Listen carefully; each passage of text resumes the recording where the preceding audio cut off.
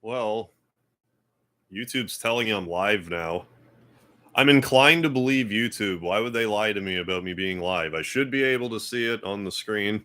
But how's it going? Dudley the Dragon Ninja Gaming? Scott, how you doing tonight? Homeboy, Flamsterette. Thank you everybody for joining. For this is chat and stream here tonight. Yeah, let's do this. World's awesomest thumbnail. Thank you, homeboy. Flamsterette. How's it going? So full from lunch. There's a decaying body behind the which McDonald's? Oh damn it! Did I forget to bury it again? Michael the Lucario, how you doing? So yeah, like all I've been doing today really is I've actually been making some headway with the Suikoden shorts that I've wanted to make. Got a handful of them made tonight. How's it going, Big Nips on Ice? Good evening. Grateful for you, man. Hope you're having a great day. I am having a great day, Big Nips on Ice. Thanks for asking. Random letters, how you doing? But yeah, like I was saying, I got some YouTube shorts made. Finally, I've got some good headway going on Suikoden. Finally getting into a groove. And I was just thinking, like, I was going to either play Majora's Mask or Final Fantasy VII Yuffie DLC again. But I thought, how about I just chat for a few hours, and then when I'm done chatting, I just go back to recording these shorts, because I have some energy, I got a good rhythm going, so I kind of want to try to stay in that rhythm if at all possible. How's it going, JPA? I'm only naked from below. Got the Pac-Man world. Very good. Oh, you just got your PS5 today. Very good, Big Nips. So nice. Genuinely impressed with how smooth it feels. The loading times on the PS5 are remarkable. The graphics are good, but the loading times are just stunning. It really makes it worth it to me. How's it going, Gabriel? Yeah, it's been a while. Hope you've been all right. Rusty, how you doing? Sir Kurtoff? EL3 man, what's happening? What do you want to chat about and stuff? Michael Peterson, how's it going? I'm just kind of talking off the top of my head here. And that's what I've been doing today, doing a lot of Suikoden shorts. I have some more shorts on the way. I just something else came to me. So now I'll probably have, I don't know. I went from having, maybe 2 or 3 more Earthbound shorts to now having, maybe 7 or 8 more. So I'm pretty excited about that, too. I might get around to doing some Suikoden 3 shorts. I doubt it, though. Maybe if we get an announcement that we're going to get, a Suikoden 3, 4, 5 collection, I might do that then. But, Suikoden 1 and 2, I've played way more. So I just have this knowledge bank of stuff with the games anyway that I want to unload. I actually just finished the Suikoden short I'm most excited to show off. It has nothing really to do with anything, but I think it has, the most... It would have the most appeal among, just anybody, I think. But you'll see when I upload it. But if I can get, I don't know, 20 shorts ahead, I'm going to start uploading them twice a week again. Oh, yeah. Oh, love that series. Is just what I popped in on. Oh, rad. Hey, StuTube, how you doing? Thank you for the $5 super chat, Stu. Much appreciated, my man. Need a short of that time. You had that green screen where you'd lean back and it would absorb. I do remember that. I think it might have been... It was a very specific era that I did that. It was either during a Terranigma stream. It was around there, because I remember there was a month or two where I was doing the green screen stuff. So I think I could find a short where I'm being absorbed into the background. The Gaming King, how you doing? But no, I love Suikoden. It's a fabulous series. Try not to... Walls are nice and bare. Yeah, quite. I just have a door over there. Doing good. Grandparents from Canada came down to Tennessee. Very good. Live in Florida during the winter. I don't blame them. Oh, work at DQ too. Don't you have a coffee? We probably do have Coffee Crisp Blizzard up here. I haven't been to Dairy Queen in a while. Laertes, my grocery store supply. Yeah, stuff is getting a little sparse here and there. Actually planning to make a sort of deluxe. Ooh, American poutine for Thanksgiving. How's that going to work? Stuffing, turkey, gravy, some variety of cheese, some fries. That's all you need. Gets you did. Oh yeah, the picnic baskets do too. There's got to be a way I could incorporate one of those into a short. I just haven't really put my mind to it yet. Is Mother 3 or Earthbound better? I mean, I would argue that Mother 3 is a better game. I prefer Earthbound, though. I like the way Earthbound's structured better. Like, the way Mother 3 is structured, it's way more linear because it's like a chapter-based. But, like, Earthbound, it felt more like, even though, like, a lot of RPGs do a good job of giving you, like, an illusion of, like, non-linearity, I find Earthbound did a much better job of that than Mother 3. And I just, Mother 3 is, it's a great game. Like, I'm not knocking it at all, but I prefer Earthbound. Homeboy, start your Dark Story playthrough of Sonic Adventure 2. I've really played a lot of. I definitely haven't played Sonic Adventure. I lost the weight. I have lost some weight. Thank you, Gabriel. I've changed my diet lately, and I've lost, I don't know, at least 10 pounds already. So I have to, like, move and stuff. Like, move around, I mean. Like, exercise. Try to put some muscle back on. Right now, I'm just trying to clean up my diet. I'm eating way too much sugar. Having a hot chocolate for dinner. Ooh. Had to stand around at the park. Oh, yeah. You definitely want to get some hot liquids in you.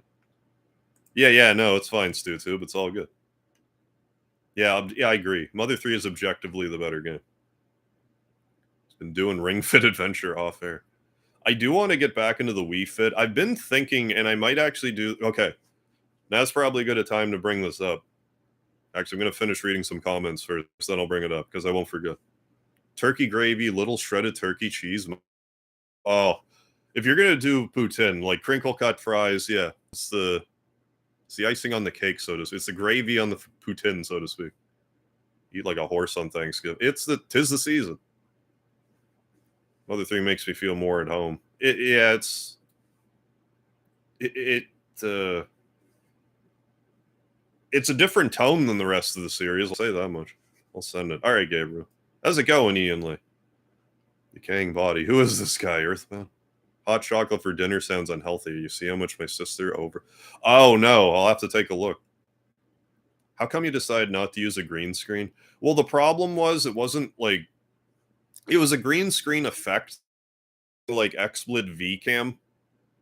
And it was at some point when I was having a lot of like internet issues. So I sort of just ultimately decided that the stream was going to run better if I didn't use that effect. And lately the stream's been working better, so maybe I could start using it again. But I haven't. But yeah, maybe I should consider doing that again. There's really no reason why I couldn't. Hey, Gabriel A. Thank you for being a member for 4 months, my man. Big Stinky. Well, thanks for being a big Stinky lard lover for 4 months, my man. Doing well. Finally, remaster. Oh, nice. Been buried in it the last few days. Well, yeah, hell yeah. You enjoy. 9 boxes of leftovers. Good lord. Bill was $357. Wow. How you doing, Unoutdated? I'm doing well, thanks. You're my youngest audience. No, we get a maybe, but like we get any people from anywhere from like 13 to well beyond. I've had people who are retired hang out in the chat before, so we get all varieties of age groups here. But yeah, the last 2 days. Well, first off, I found out that I had a beta. Like I logged onto TikTok for the first time in like forever.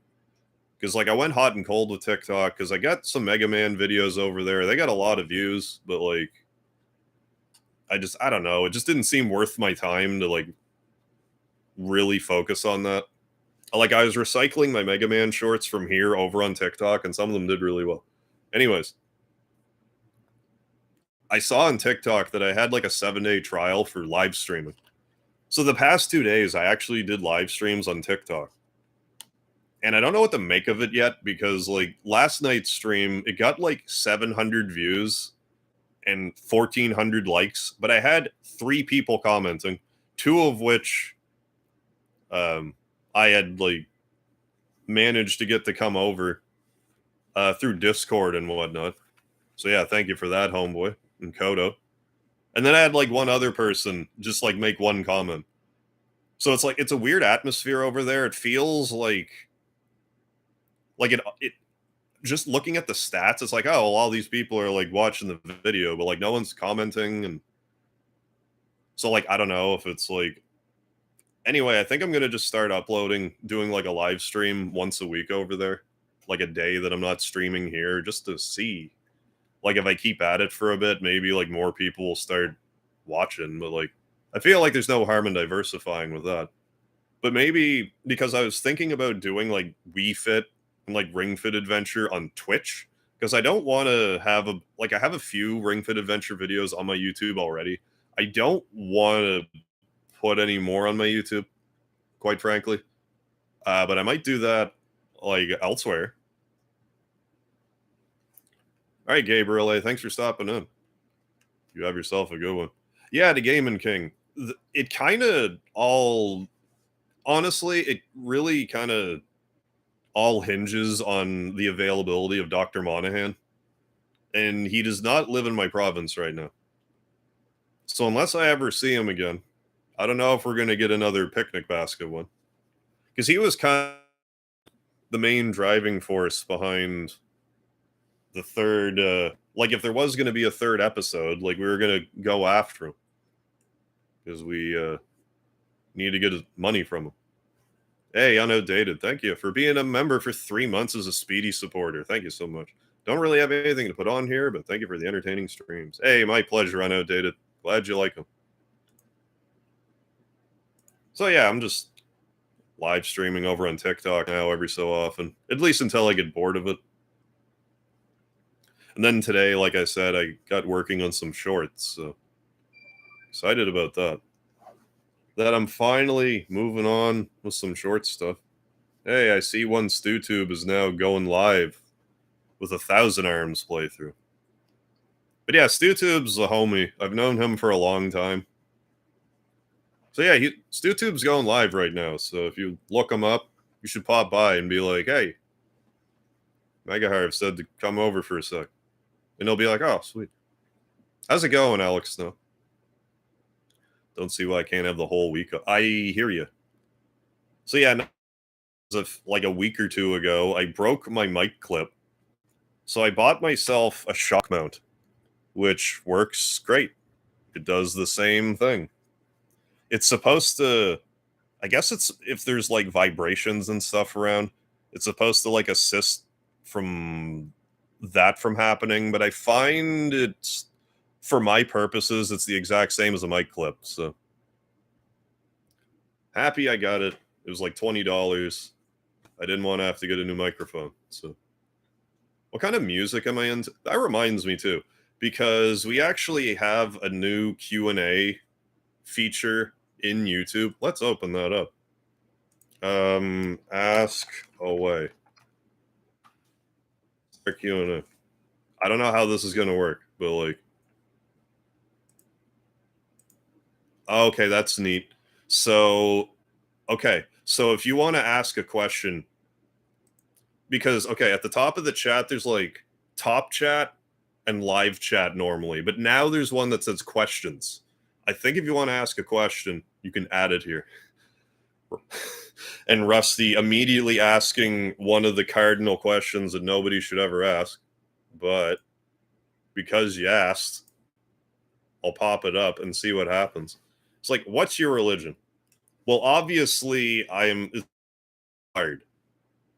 And I can never forget to pray to the Lard deities. So thank you for your question.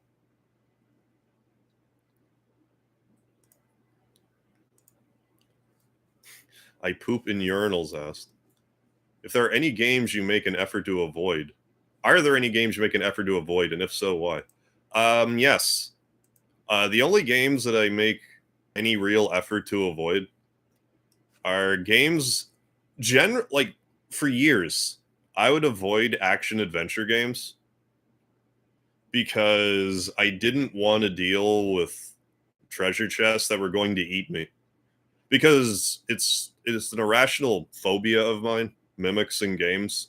I don't like it. I still don't like it. I've gotten a lot better with it. But if I'm playing an RPG, there's like no jump scare involved, so it doesn't bother me. Like you're playing a Dragon Quest. I walk up to one, it's like this treasure box is like mimic. And it's like, okay, whatever. But if I'm playing a game like Dark Souls, no, I'm gonna research where every last one of them are. Because if I get jump scared by one and don't know about it, I'm just not letting that happen on live stream. So action adventure games, I'm generally tentative to jump in on. But I'm gonna let a few questions metabolize here. See what I've missed in the chat. Speedy's doing all right. He's just right on my lap here. Remember the battle theme of Sonic Unleashed? I don't. Always been curious about Thousand Arms. Yeah, like I don't know why I like back in the day it just didn't click with me, and then I just never tried to play it again. Yeah, getting the beard back a bit food for the soul. Just a bit. Let me bounce back and forth here again. Okay, we're getting lots of questions in here, so thank you for asking. All right, so Michael Lucario asking, what game is the worst? Bay's Kids, I have to give an honorable mention, but that's almost like a. I would have said that for years, but like I've hated Bebe's Kids so hard for so long that I've come full circle with it, and now I like kind of like it in an ironic way. So discounting Baby's Kids, I have to say the Deadly Arts for the N64 is the worst game I ever played. I played it for like 5 minutes. Games will give me a certain feeling, and when they do, I don't play them anymore, and Deadly Arts was one of them. So my answer for that is Deadly Arts. Learte is asking questions here. Asking the real questions. What's better, mermaid fish top human body or fish bottom human top?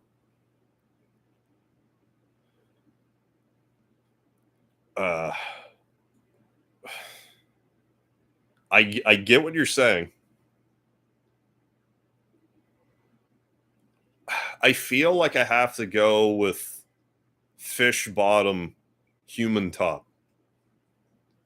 Because I think I could have an easier time getting around like the top half being human than the top half being fish. Like I think it would just be an easier thing for me to adapt to if the top half. That's what I think. So thank you for your question. Homeboy saying lard is love, lard is life. I'm inclined to agree. The Gaming King. Am I planning on continuing the Ring Fit Adventure series? Yeah, like I don't know if I'll make another like YouTube upload about it unless maybe I get really deep into the game or something. But I think for a bit I should just focus on exercising. And then when I get like back into better shape again and like have better cardio and stuff, then maybe I could pick back up and do like a series. But I think until I like kind of build up again, I'd rather just kind of do it on my own. Now I might do a Wii Fit video here because I haven't done any. I might do a couple of those here. But other than that, at this time, I don't plan on it for a little while anyways. Unoutdated. I mean, that's a good question. Will I get another cat if Speedy ever passes away? Most likely. Like, I doubt I would get a cat like immediately after. Like, I think I would probably want to like wait a bit just to make sure that I do actually want another cat. Because it depends on like the circumstances surrounding it too, right? Because like if it's a natural, then like I would grieve for a bit, but then I would probably get another cat.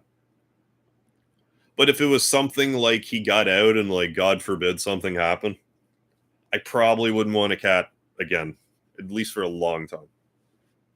If that were to happen. But no, that's a legitimate question. So Scott, that's also a good question. Will I ever overcome my fear of mimic chests? I would hope so. But like at present, like even if I know like say I were to play Dark Souls 2 or 3, I would for sure look up where they're all at. But other games, my workaround with it is, and if you're astute, you may have already noticed this, but even in games, I did this with Ocarina of Time, knowing full well there's none in the game. But what I do is when I get to a treasure chest, I will not look at the screen for a second and open it. And then when I know it's safe, I'll look back. But if it's not safe, it's not quite the same effect. Like, it doesn't hit me quite the same. So, like, I kind of, like, sideways glance to get around it. I know that's not, like, because, like, I have to, like, to really, um, to actually get over it. But yeah, like, for the most part, like, some of them don't bother me as much as they used to. Like, especially if I know they're coming. But it's the jump scare of it that I don't like. And if I'll ever get over that, I don't know. Maybe I need to play more stuff like Five Nights at Freddy's, because it's that jump scare is very similar to how I feel with, like, a mimic jump scare. So maybe it would be good for me to, like, scare it out of me. Like, we'll see. We'll see. Rusty, what's my favorite Mega Man boss? Yours is that's a solid choice.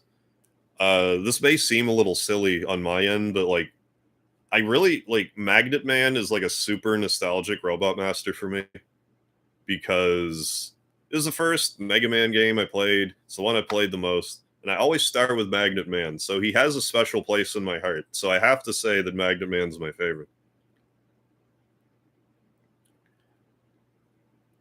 Homeboy. Let me just close that question. Homeboy. Which is the best Suikoden game? 2. I don't even, no hesitation. Suikoden 2 is the best one. Would highly recommend playing Suikoden 1, then 2. But you might actually be better off playing 2 first, then going back to play 1, then playing 2 again. Because if you play Suikoden 2 first, it's the best in the series, I think. You will really enjoy it whether you play Suikoden 1 first or not. But maybe if you play Suikoden 1 first, you might be like, because Suikoden 1's not quite as, Suikoden 1 is great. I love the whole series. But you might find the first one, it's like, this is kind of rudimentary. I don't know. But like 2, it's a lot more polished up. But then if you play 1, you'll be like, oh, this is where this person's from. This is what they were talking about with this part. So, like, I would almost recommend playing 2, then 1, then 2 again. Yeah, by far, 2 is the best one. Would I consider replaying Final Fantasy VII Remake? Oh, I have every intention on replaying 7 Remake. Since it was uploaded on your old PC and looks like, looks a bit fuzzy and some parts are broken on stream. Are you sick of it by now?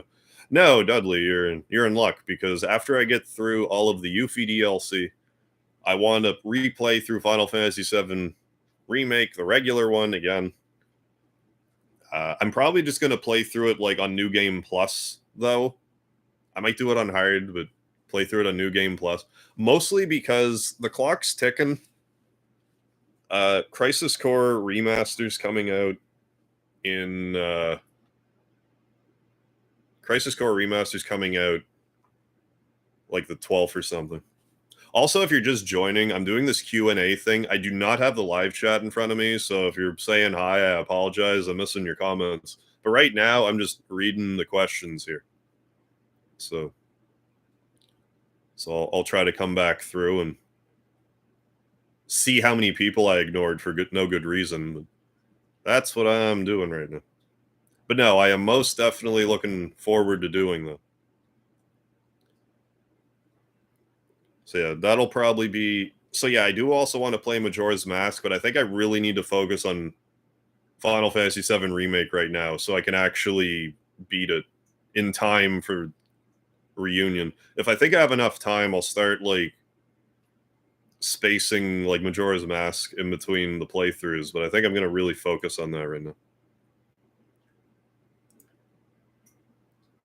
I poop in urinals. Do you prefer games to focus on gameplay, narrative, or graphics? Good question. Generally speaking, gameplay, but like if the narrative is good, like I'm not opposed to, I guess yeah, what you're asking, gameplay is first, narrative is second, graphics are third. But a good narrative and good graphics can, bring a total package together. Because like, I personally like Suikoden's like 2D graphics. I get how they're like dated for some people. But I really like the story in Suikoden. Like the whole, like I guess just the narrative of the series in general. I find interesting the way that it's all connected. Like every game is connected. Like is this whole lived-in world, and just the way that they handle the game, but also just the gameplay. It's like really smooth the way it plays.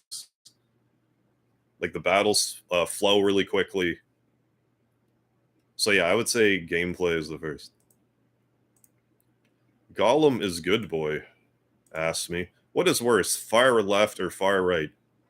Extremes. It, I know you're asking a political question. Extremes on either side, I don't care for. We need to like. We need to squish. We need to squish both sides in a little bit. I don't. We don't need extremists on either side. I think they're equally bad, which is probably a cop out answer to you, but generally how I feel about it. Doesn't matter which side is, has more, power at a given time. You want both sides to be reined in. Homeboy, have I ever had a dog? Me personally, no. But growing up, we took care of this black Labrador named Melvin. And he was only in the household till I was really little. I was maybe 5 when he passed away. But that was the only time I like sort of had a dog. Otherwise, it's been like all cats. I've lived with other dogs before, but they weren't like my dogs. I don't mind dogs. I just my lifestyle, like the way I do my lifestyle, it wouldn't be good for a dog. This apartment would be no good for a dog. I'm not really active enough for a dog. Like I don't think I would be a good dog owner. But like the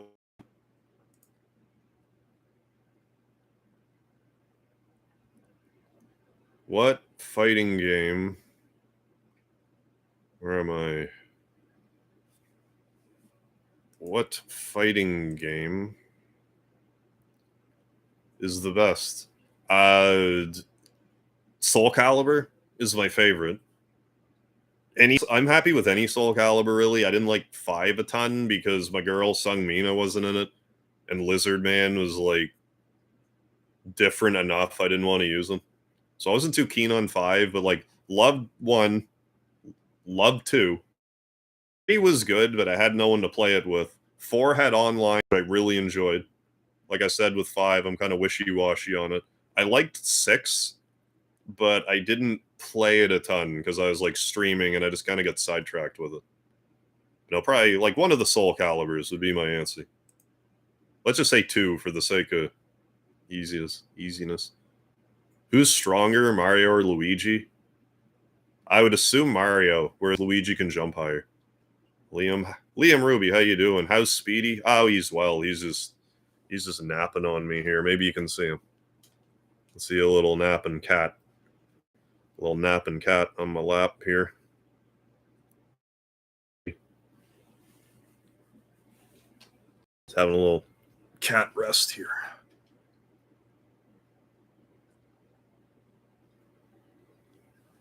All comfy cozy.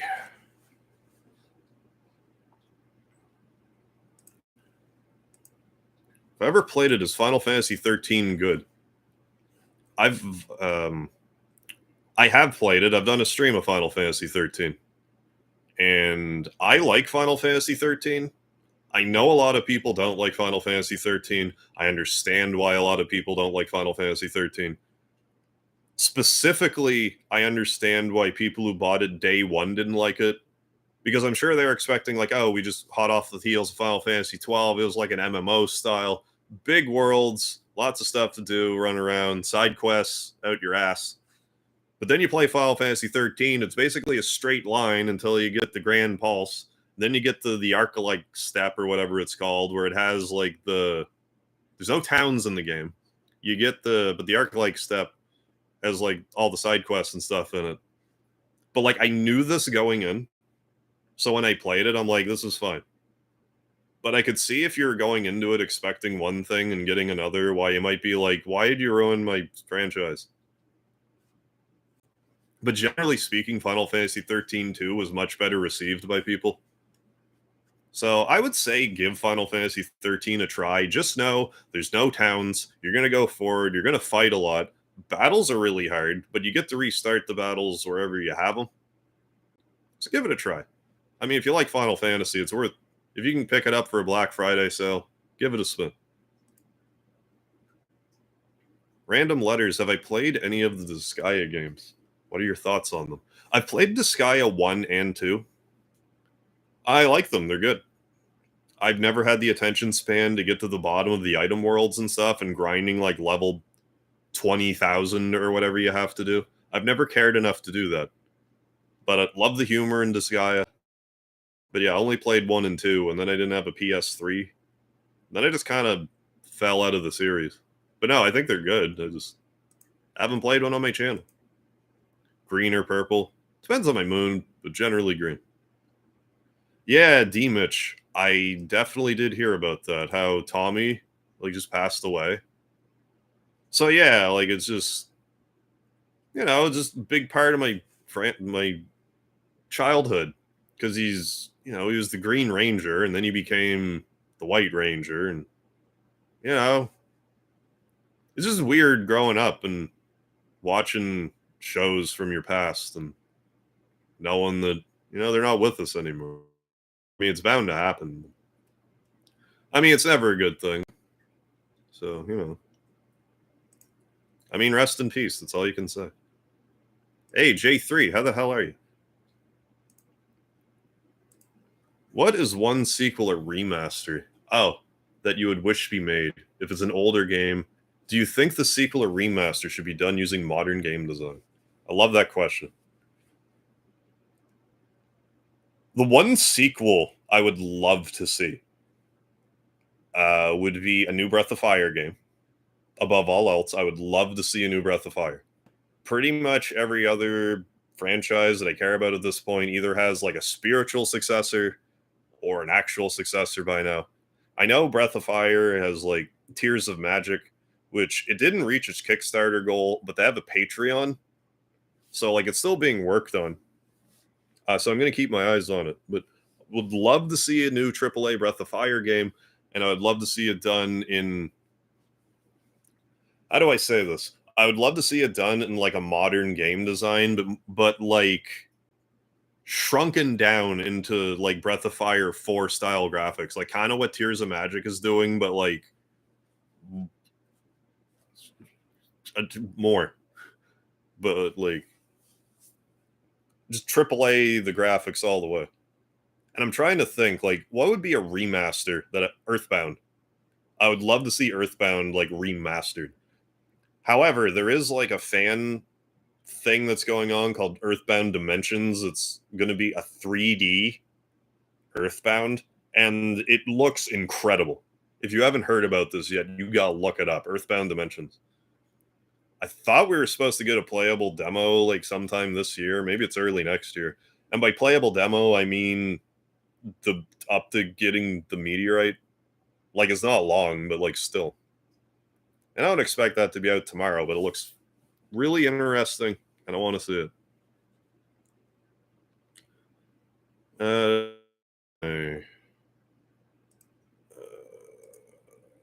Did I ever pirate any form of media?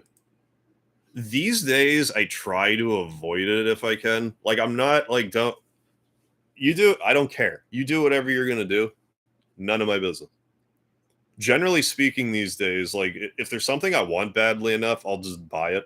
Because I feel like in regards to just like streaming and stuff, that it's just kind of like one of those things that if I'm streaming a game, I should, if I can, I should try to play it off of like an official source. But sometimes my hands are tied because like I can't access I don't have the game. There's no method to get it.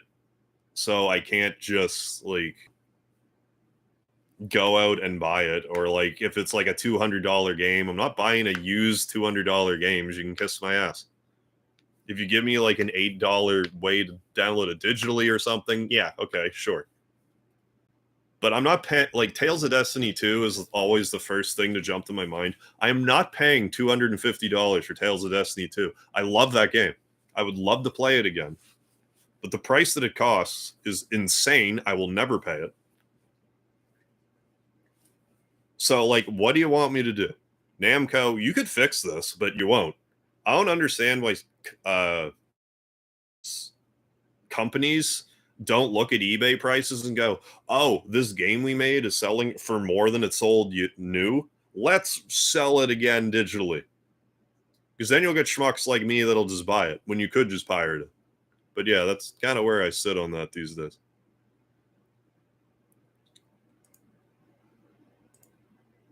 Laertes, is there any chance of original Secret of Mana before the end of the year?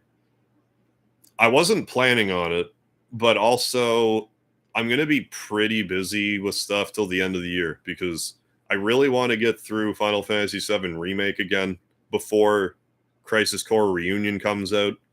And pretty much any spare time I have between that, I want to spend on like Majora's Mask. So it'd either be like Final Fantasy VII Remake shenanigans or like Zelda shenanigans. Going to take up the vast majority of my time this year. I can't tell you for sure about next year, but I really can't see it for this year. I just don't think I can wiggle it in. Hey, Gonza, how you doing? Hey, Harv, does Star Ocean 2 have a hope in 2023? Well, I mean, I thought it had a hope in 2017. So here we are approaching 6 years now. And I would say yes, and I'm going to say yes. Because if I can actually get rolling on PS1 RPGs next year, that's a lock that I'll do Star Ocean 2. If I can actually just start focusing on PlayStation 1 RPGs. But until then, it's up in the air. But once I do that, I think it's pretty well an inevitability. Rusty, am I right or left-handed? I'm actually a weird mutt in that situation. Because the deal was, my father was left-handed. And at first, I was writing and stuff left-handed. But when I was in first grade, my teachers were like, no, you should write with your right hand. Like, they just told me to. And I'm like, okay.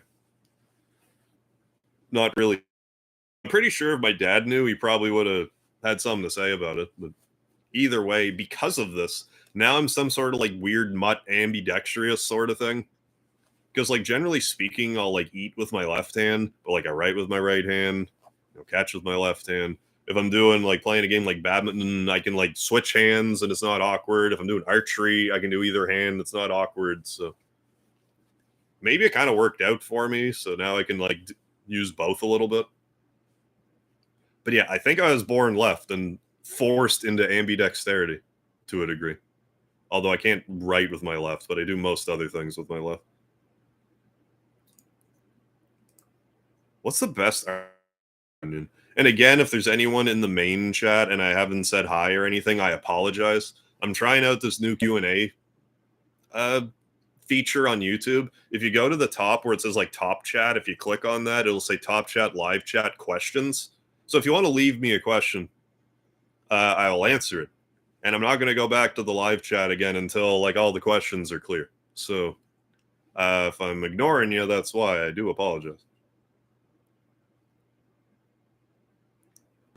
What is the best RPG in my opinion? I'd say Xenoblade 1 and Chrono Trigger are tied. I haven't played any of the Xenoblade games. I know I need to. Chrono Trigger is a solid choice. Like, Chrono Trigger has been a solid number 3 for me for years, which, like, don't take that as, like, I think Chrono Trigger sucks. I can't even tangibly explain to you why I put it in third. Because, like, Final Fantasy VII and Earthbound, they kind of, like, go back and forth for me. Like, depending on the day. Like, I'll be like, no, it's Earthbound. Or other days, no, it's Final Fantasy VII. Right now, I'm thinking I'm, like, leaning more, like, Earthbound. But those two are always competing for the top spot. Where Chrono Trigger's, like, happily sitting in number 3. But like I said, I don't really have a tangible reason. It's not like, well, if Chrono Trigger, I would put it higher. But, like, maybe part of it for me is, like, it's just the standard. I still think it's an amazing game, but, like, I don't know. I guess just depends on the mood, I guess. And I was saying before, like, I have a sinking suspicion that once Dragon Quest III comes out, HD 2D remaster, I have a sinking suspicion the next game is going to be Chrono Trigger HD 2D. I've mentioned it on chats, like previous chats before, why I don't feel it's necessary to get into the full detail of that right now, but just I actually have reason to believe that. A lot of it's just me being naive. But we'll see. Maybe I actually got a little bit of an advanced knowledge here. Gollum is good boy. Which villain type is better, broken or pure evil? Well, I gotta tell you, like Kefka in Final Fantasy VI, he's like one of my all-time favorite villains, and he's just nuts. You don't need to explain it. He's just crazy. You understand crazy, but he's so crazy that it's like entertaining. Even though he's just a totally, maybe mean broken when you say that, but no, I guess I would lean him more on like the pure evil side. Hey, Leonard Whiting, how you doing? Who's my go-to Soul Calibur characters? My mains in Soul Calibur are Sung Mina. I like using Sung Mina if I'm fighting someone where it's like, okay, let's have like a test of skill. I'll use Sung Mina. If I'm looking to murder you, I choose Lizard Man. I'm way more aggressive with Lizard Man. I play with Lizard Man when I want to win. Sung Mina, I'm more strategic. But those are like my two big characters. And sometimes like I just can't, like, people have my number with one character or the other, so I have to like switch. And sometimes you just have my number anyway. Never wrote a story. Check donations. No. Maybe I should. Maybe I should. All right, Lettuce Meme. Okay, thank you for the 99.99 super chat, Lettuce Meme. Holy crap. And other I'm missing super chats. They need to fix that with the question thing. I'm missing all these super chats. J3 with a 9.99 super chat. Thank you for the answer. My pleasure, J3. CarQuest Camaro, thank you for the $2 super chat.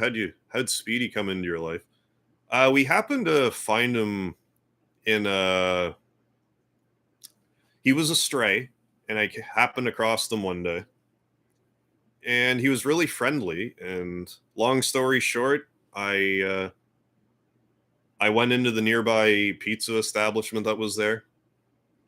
Sat down to eat my dinner, eat my pizza, and he sat down in the windowsill, waited for me to finish. So that was the day that he adopted me. So I took him home and decided to call him Speedy, named after the bunch, the leader of the Samurai Pizza Cats, Speedy Cerviche. And Lettuce Meme, thanks again for the $99.99 super chat. Once again, thank you so much, Lettuce Meme. You're too generous. Earthbound needs a remake. Hell yes, it does. Also, what do you think tastes better? Peanut cheese bars or magic cake? I have a funny feeling that peanut cheese bars would taste better, because I can't help but feel like magic cake would taste like stale mushrooms. So I do see I've missed a lot of people in the live chat, but if I'm missing you, like Kodo, how you doing? Mark, what's happening? I'm sure I'm looking. If you're wondering what I got going on to here, Juan Sebastian, how you doing? I'm over if you go to the top of the chat, there's live chat, top chat, One of those would be visible. If you click on that, question should come up, and you should be able to ask a question. Where am I at? As if one of the sex bots got the questions thing. Oh, that's funny. Get out of here, but that's funny. That humors me greatly. Yeah, I heard. Yeah, Kevin Conroy was Kevin Conroy was animated Batman voice actor, was he not? Yeah, it's just like all these idols from her. I mean, the older we get, these people are going to pass away for one reason or another. It's just never ends, and they seem to happen in threes. Like I don't know what it is about that, but I don't understand it. But it seems to be a thing. Michael Lucario, do you like PS2 era God of War? Also, people who made the game. Oh, they also made Shaolin Monks. I didn't know that. I do like PS2 God of War. I like it a lot. I actually want to play a bunch of God of War.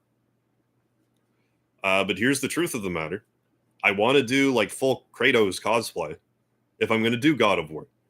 And I need to grow my beard out more for that. And I'm also going to have to scream at the top of my lungs for the entire time. So I need to figure out how exactly I'm going to approach this without disturbing all my neighbors. And also, I'm not going to want to go through putting all that makeup on every day. So those are probably going to be really long streams. So until I can facilitate all of this stuff that I want to do for God of War, I'm probably not going to stream a lot of them. But no, I like God of War 1 greatly. You've never seen it, but I actually have a cardboard cutout of Kratos, like a God of War stand-up. But yeah, thank you for telling me. But I actually find that really annoying. They don't show the super chats in the questions thing. Like there should still be the pop-up, so I'm not ignoring super chats. Like that especially bothers. It's one thing. I feel bad enough that I know I'm ignoring people that are just coming in being like, "Hey, how's it going?" Because normally I try to keep more of like a continuous dialogue, but I'm using like this questions feature. But I honestly can't believe that it doesn't put the super chats like visible in the questions. Like I get if one's like not a question, but they should still pop up so I know that they're there. I'm just mentioning that in case a disembodied YouTube head is watching. Homeboy, should Dragon Quest 12 stick to turn-based combat? I sincerely think so because Dragon Quest is a series that's so steeped in tradition. Like it was only just recently that they had jumping. Mega Man. Dragon Quest 11 finally included jumping. That was like the craziest thing. Now they want to include turn-based they want to remove turn-based combat from 12. Make a spin-off series then. If you want to have action combat in a Dragon Quest. Dragon Quest Heroes, there's this Treasures game that's coming out which I think is like action oriented. Don't mess with the main series. I know this is a Square part. It's this Enix has nothing to do with that. It can't be. That reeks of Square. And I don't know why they're doing it. It better be good. I don't see the need for it. Don't mess with the last bastion of like stability. Like steeped in tradition, never changes. Don't change the core structure of the battle system. Learn how to make a better game. If you think that the system is getting stale, figure it out. Still have turn-based, but evolve it a bit. You're the grandfather of RPGs on console. Figure it out. Is how I feel about it. I'd have to give it to the loaf of bread, Gollum boy. Hey, Heza, how you doing? What is my favorite short, medium, and large range character from the Suikoden games? That's a good question. Off the top of my head, like physically, I'm trying to think. Because like you have a hard time going wrong with like any of the main characters in the game.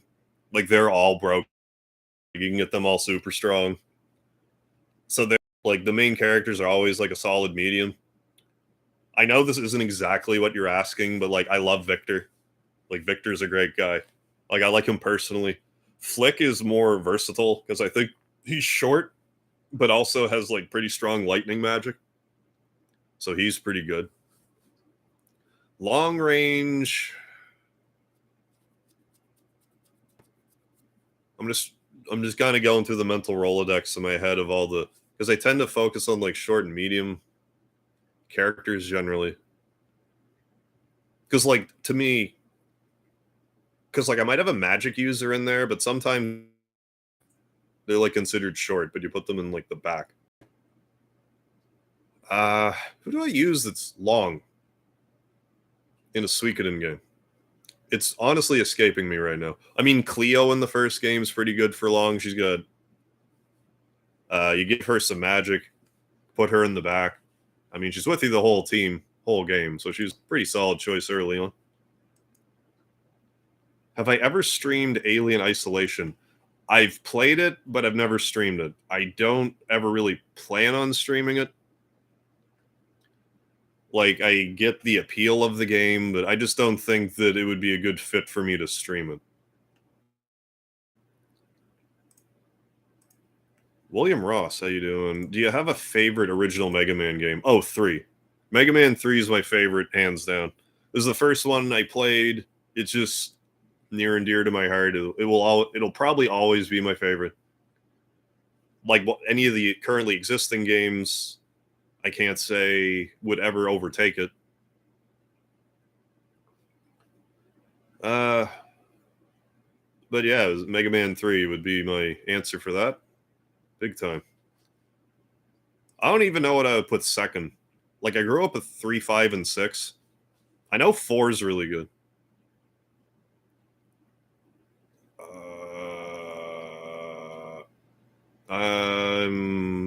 Jump past a bunch of comments. Here we go. Jeff Anderson, how you doing?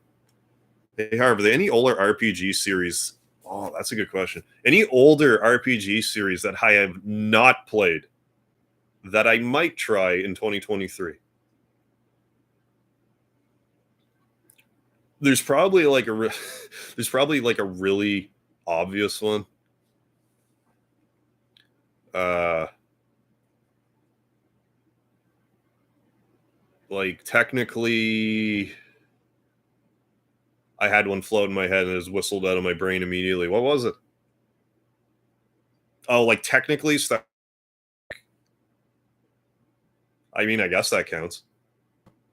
I feel like there's something else that I've just horrendously ignored, like an RPG series that I like but have just not played for some reason.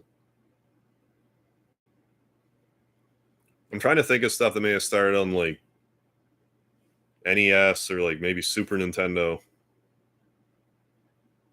Like, good lord, there's not a ton of RPGs on the Super Nintendo I haven't at least like tried, let alone like a series. But I mean, Star Ocean, I think, and Tales of. Maybe I'll play a Tales of game. That's probably the best answer. Tales of, because I have Symphonia on Steam. I guess they're re-releasing Tales of Symphonia. I don't know if you guys heard about that. I guess there's going to be a remaster of it. Maybe I should just play that. Tales of Symphonia remaster. I haven't played tons of the Tales of series anyway. Like I said, Tales of Destiny 2 and a little bit of Symphonia, and I played Tales of Legendia. But I've never streamed a Tales game, not even a little bit. But I should. Tales of Destiny 2 is the one I would want. But yeah, that's probably my answer. Tales of. Yeah, I poop in your. You probably posted this message like 20 minutes ago, but yeah, Lettuce Meme with a 99.99 super chat. Hell yeah. Much love to Lettuce Meme, big supporter of the shit. Liam Ruby. Thoughts on the Lunar series? Love Lunar 1 and 2. I almost played them a couple years back. Lunar, to me, is a summertime game. I only ever really get the urge to play it in the summer. And Lunar Dragon Song for the DS is awful, and I hate it. I hate it. Like one of the worst RPGs I've ever played. I hated it. But Lunar 1 and 2, I will eventually stream. Hey, Mark, which Final Fantasy do I prefer? Oh, the vanilla one. Hands that, like, 7 remaster just fine, but, like, we still don't have the whole thing. And, like, I struggle to say that it's better when the whole thing's not released yet.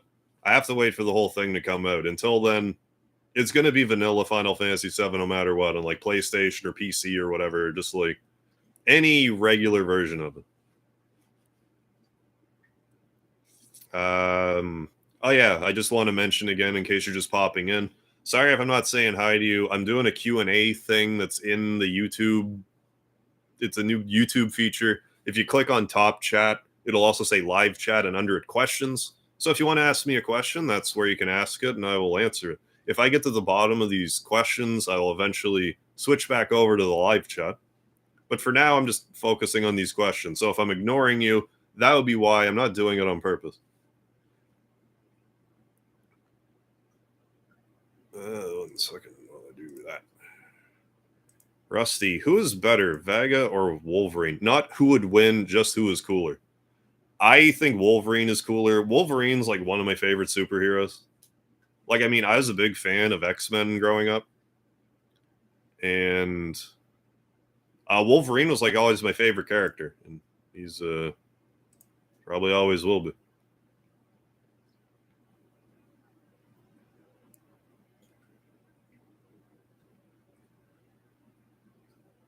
Oh, CarQuest can't. I'm just popping back in for super chats again because now that I know that YouTube doesn't do that for me. CarQuest Cameo with a $5 super chat. Thank you so much. That's awesome. Thank you for providing a forever home for Speedy. Hey, it's been mutually beneficial for the both of us. It's great having his company. Keep up the great RPG content. Thank you so much.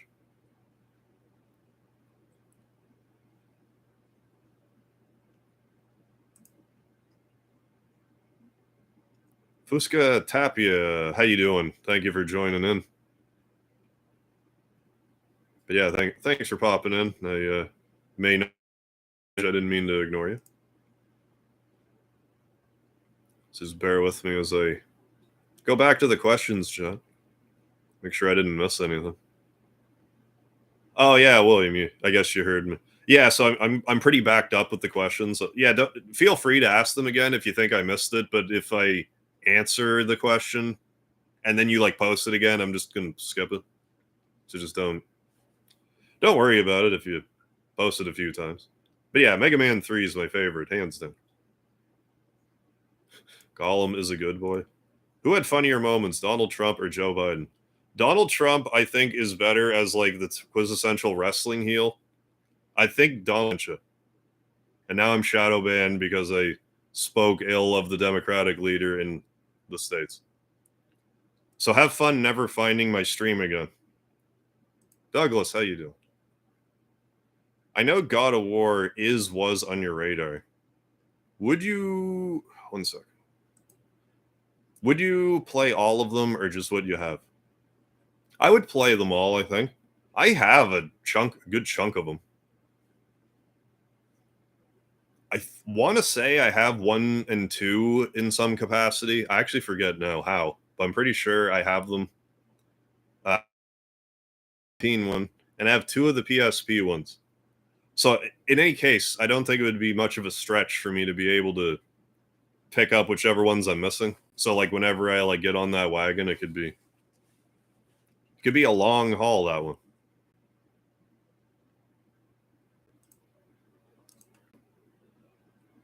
What is a game that deserves more attention? For me, it's Space Funeral. Good question. Well, I mean, I would be remiss if I didn't shout out like my, Jeff Brooks, who's a long time viewer Danger a few months back. Just check it out. If you're into like Lost Vikings type of stuff, look it up. I'd be remiss not to bring that up. What else do I think deserves more attention? Like, I mean, Breath of Fire in general, but I think there's a better answer for that. Although I can't really grab one right now because I can't think of something that's like current, like anything made in like the past 5 years or so that I was like especially into that no one else really was. So yeah, I guess I'll just say like Breath of Fire in general. Is pizza in Canada good? Yeah, like it's. I don't think our pizza's like any better than anywhere else's. Like pizza's pizza. As a person from New York, yeah, it only makes sense to inquire about pizza. You're right. I laugh because like you have to know about like the New York pizza meme. What's funny to me though is there's people that are like kind of nearby me from a county, Pictou County. They go on about their pizza. I've never had their pizza, but the one thing I know about people from Pictou County, they say they have really good pizza. And that just amuses. Maybe it is good, but it just makes me think it's one the same. But no, I think the pizza here is just fine. We have a chain here called Pizza Delight. It's my favorite one. It's like I think it's mostly a maritime pizza chain, but it's my favorite one.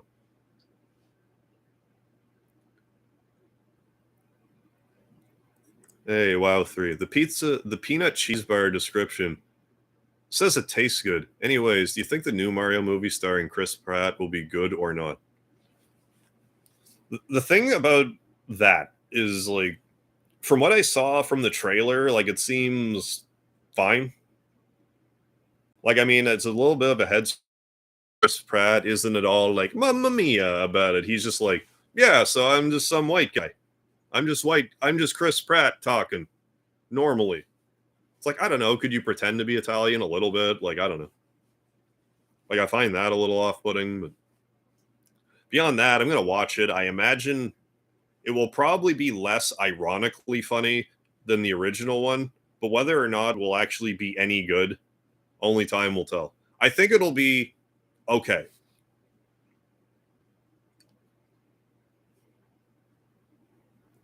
EXE, what's happening? If you were to play or make a horror game, what would you make or play? And I'm never gonna do it, so I'm just gonna say it out loud. So if someone else wants to do it, they can go ahead. But like I've always had like this idea of a game that's like it would be similar in a way to like Five Nights at Freddy's, but instead you're like in a work cubicle and like the whole point of the game is the like you're trying to get to the end of the day without getting fired. But like what the deal is like you have like the day, you have to get a certain task done, which would be on the computer in the game. What the computer would be, it would just for the sake of it, you would be like a coder, but it would be just like a mini game that you have to complete during the day. But like at the same time, you have to like make sure that you got coffee going all the time so you don't fall asleep, or like if your sleep thing gets too quiet, or if your sleep meter gets too low, you have to like nap to recover some of it. But if like one of your coworkers walking by catches you sleeping, they'll go rat you out to your boss. So like they'll they'll get you fired or whatever. But you could like horror it up in such a way to make it like a little spookier than. I'm not saying it's necessarily like humans. All the like people in the game could be like terrifying stuff. So like I don't know. That would probably be the type of horror game I would make. You're sitting in a work cubicle trying to get your job done, but you're too tired, so you need to alternate between coffee and trying to sneak in naps between when people are coming and going, so no one catches you being asleep. You also have to worry about these employees talking and talking because you can't like work and talk to them at the same time. Like I've actually given this a fair amount of thought, but I have no like coding knowledge or anything. So like I don't know. I think there'd be a way to do like a Five Nights like game, but have like your own spin on it where you're like trying to do your job with like a mini game in it. But like I said, you also have to worry about like maybe you have to worry about phone calls too, answering the phone. Like I don't know. There's like more room to play around, but I think just something about being at work, not getting caught either like sleeping, basically just not getting caught sleeping and making sure that your job gets done. Have it be like a like a resource management type of game. Thank you for asking that. Now that's out of my system, and I can never have to think about it again.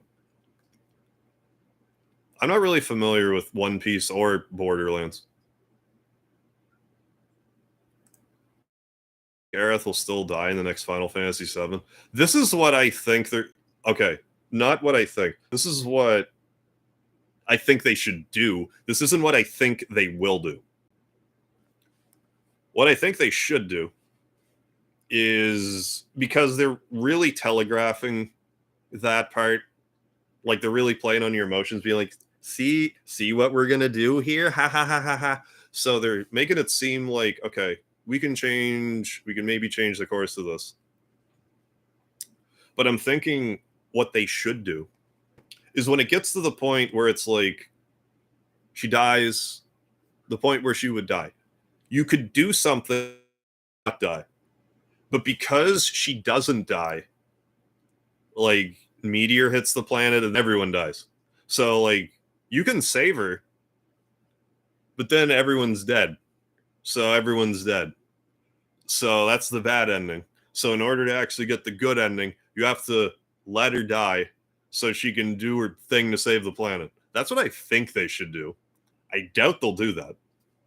But I think that would just be like a really, like, I think that would be a good way to like make old seem new with that, but also still have a twist of the knife where it's just like, yeah, you get to save her, but you don't really. Everyone still dies, so you still have to do it. Like, I think it's just so twist they do, I guess. Go with Knife Joe. Who would win in a fight, E.T. or Ric Flair?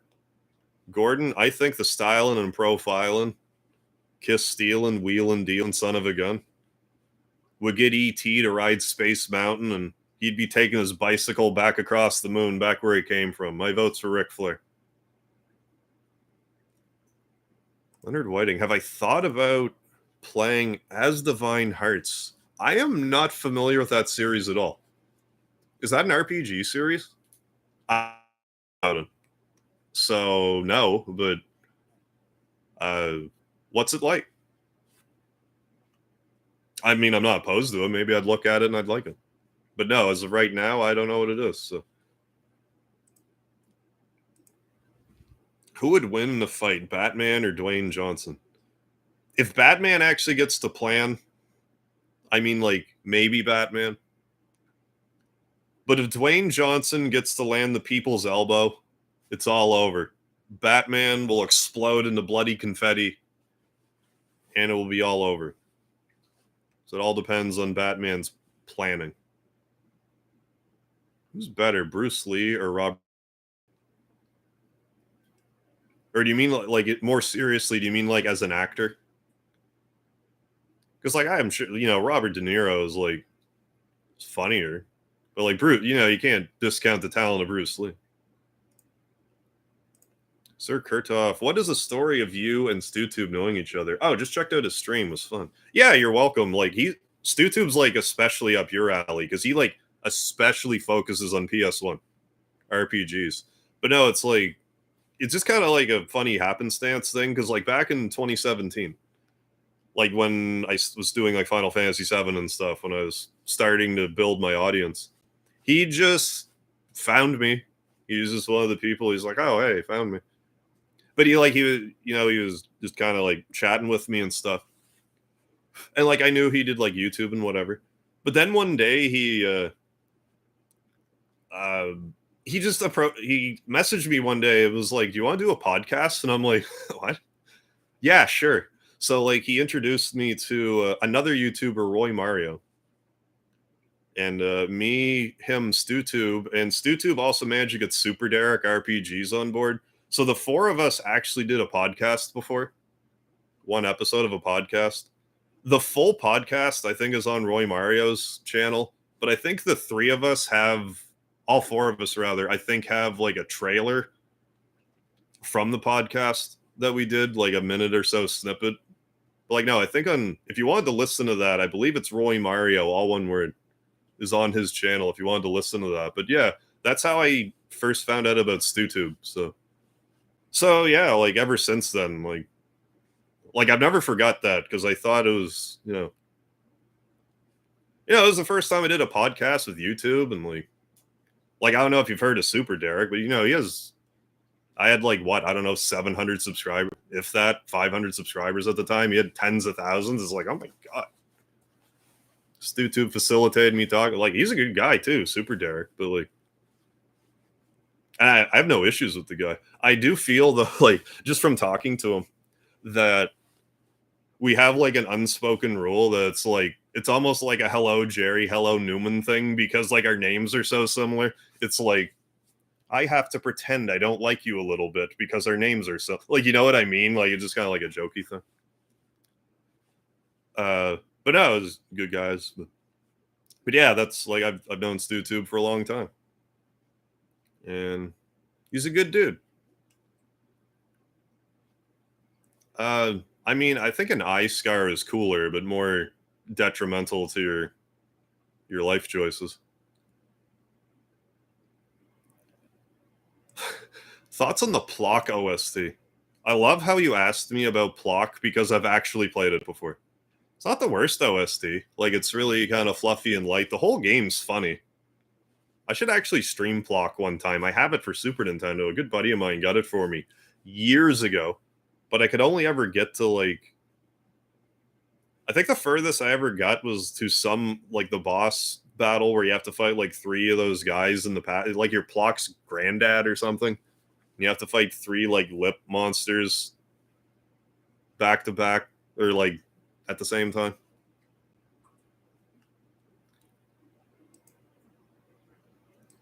Joe Biden or Justin Trudeau in a boxing match. I mean, I don't think like I'm pretty sure like isn't Biden like actually like trained in some stuff? Like I assume he must be. But I mean Trudeau's like what early 40s? Like I just the age differential, I would have to go with Trudeau. Like I just can't imagine Biden like if we're talking a boxing match, like I just imagine because of his age you wouldn't be able to keep up, but I could very well be wrong. What's my favorite? Oh, that's a good question. What is my favorite thing about Mega Man 3? I don't know if I actually have some. No, I do have the Rush Jet is my favorite thing in Mega Man 3. The Rush Jet is the most broken version of Rush in all of Mega Man. I wouldn't say that's why it's my favorite. I think what really brought it on back in the day was I had Mega Man 3. A buddy of mine had Mega Man 2. So, like, we played each other's games, but, like, what I thought was interesting about Mega Man 3 was, like, how you got to fight the Mega Man 2 bosses in it. So, to me, it's like, wow, it's like I get, like, two games in one in that sense. Like, I get to fight the Mega Man 2 bosses and the Mega Man 3 bosses. This game's huge, and it was pretty. Like, it was longest Mega Man to date, I think, at that point. So yeah, just a combination of the cameos of Mega Man 2 characters, plus the absurdly broken Rush Jet, and the fact that this is more of a recent development, but the fact that the life meter goes above the number 9. As far as I know, it's the only Mega Man game where it does. All of them end at 9, and they all have double digits. It drives me crazy. But I mean, maybe that's a side point. Alan, how you doing? If you could choose one YouTuber to do a video with, who would it be? That's a interesting question to ask me. Because, like, okay, first I think it's fair that we take aside anyone I've done videos with already. Because, like, I mean, I've already done like a million videos with Carmichael. Like, I mean, I'm always down to do videos with him. But like, good lord, like, who would I like? It's fun. Like, it's funny you even asked me that anyway. Because like, I don't think it's really okay. So right now I'm sort of like trying to figure out, not even really trying to figure out, it's more me just being lazy right now. I'll probably try to do this harder in the new year, but like I really want to like start like an actual podcast, I would like to try to make it like a weekly thing. But like the way, like I'm not looking for like a specific co-host for like every week. Like if I were to get one, then great. But like I'm thinking about it as like I would love to have guests on. So like I kind of go through a mental Rolodex of like YouTubers that I watch and or just people I know that also do YouTube that I'm like, okay, who would I like want to do a podcast with? So I have like a bit of a mental Rolodex with that. But like of like that mental Rolodex, like you guys probably haven't. Oh, I gotta. Oh my goodness, I gotta ban this guy. You get out of here. You know why. Get out of here. You know why you're gone. I don't have to tell you. But yeah, like there's a.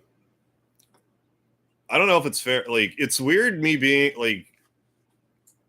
I feel like I go about this all the time, and I really don't mean to, but like it's so weird for me now being like at the subscriber level I am because like I'll watch another like YouTuber and like be really into their stuff, and it's like, why do I have more subscribers than these? It's weird to me. It's just a weird thing. But like I'm also thinking like, well, maybe it would be easier to be like, hey, come on my thing because like look at my subscriber count. Like I don't know. Anyways, what I'm trying to say is there's like this new-ish YouTuber that I follow named Big Ol' Words, and I love him to death. He does a lot of like NES stuff, and like he's just a really down to earth like dad energy type of guy, and just I would love to have a conversation with him, like just talking about like NES stuff or whatever. Like I think it'd be like super interesting to talk to. And like coming in, I don't even know if you would call this like second place, but like I would a super like a Mega Man YouTuber by the name of Nico Evaluates. I'm okay when I say this. I'm not. This is not disparaging in any way. I genuinely mean this when I say this. So don't think I'm trying to like say this in a way to make him look bad. This isn't what. That's not what I mean. But like I think he's like too cool for me. Like he's like he wouldn't like I just think I just really like the like his style and like super like Mega Man knowledge. And like I just think he's funny and like when I was doing like the YouTube shorts for a while and like I just started watching like a lot of his stuff after and like I could see that he like tries really hard to like try to, do something different. And I just think it'd be interesting to talk to him about Mega Man a lot. But I'm sort of like in that position where it's like oh my god, like I'm like embarrassed, like I'm not like if I were to ask these people, they'd probably be like, yeah, okay, but like I'm like, oh my god, but, I'm such an idiot. Would they even talk to me? Like it's just one of those, something I need to get over myself. Because like even if I ask someone to be on my show and they're like, no, fuck you, you're an idiot, I hate you, then I'd be like, oh, okay, fine. That's also the thing about YouTube is that you can be a fan of somebody and and still not get along with them. So that's like something I need to get over. But those would probably be like the top two, like if I could do like some sort of thing with that I haven't already. I went right off on a tangent there. So, but no, thank you for asking though. Which video game character would make the best serial killer? I take it you mean one that's not already a serial killer? I should have a good facetious answer for that. But I can't think of any video game characters off the top of my head that eat cereal a lot. So I don't know if I have a good one.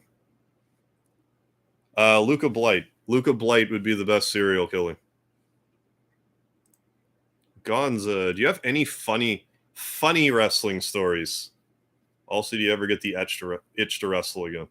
I'll answer the second one because that's an easier one for me to answer, and I might think of something before that while I answer the second one. Yes, I definitely do get the itch to wrestle again. I actually went to a show for the first time, like a local indie show for the first time in like a long time, like a month or two ago. And I really enjoyed myself just being in the crowd. And that made me want to wrestle again real bad, but like because what I keep thinking is like especially for like a battle royal. I could do a battle royal spot. Like yeah, I would want to build myself up a little bit, get in a bit better shape and everything. Like I would want to show that's like I'm being serious about it. But like I could do a good rumble spot. I wouldn't take up a lot of time. I could put someone over. I could get a nice pop, and I could go to the back. And I think that's like all I would really need. Like I think if like maybe I were like, okay, you need bodies for battle royal, I'm there. I think that would be the first healthy step back.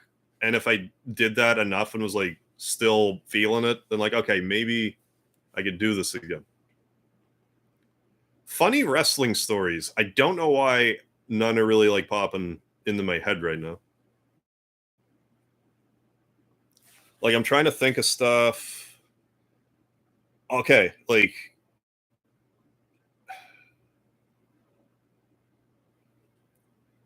okay, probably like the like something that happened in a match that I think warrants like being funny is there was a battle royal that I was in, and like for those of you that don't know, like I did used to wrestle like in the independent circuit, and my character was Hardware Harv. He was a construction worker. He came out with a hard hat and a toolbox, and that was my character, his construction worker character. So like you never see me without my toolbox or my hard hat.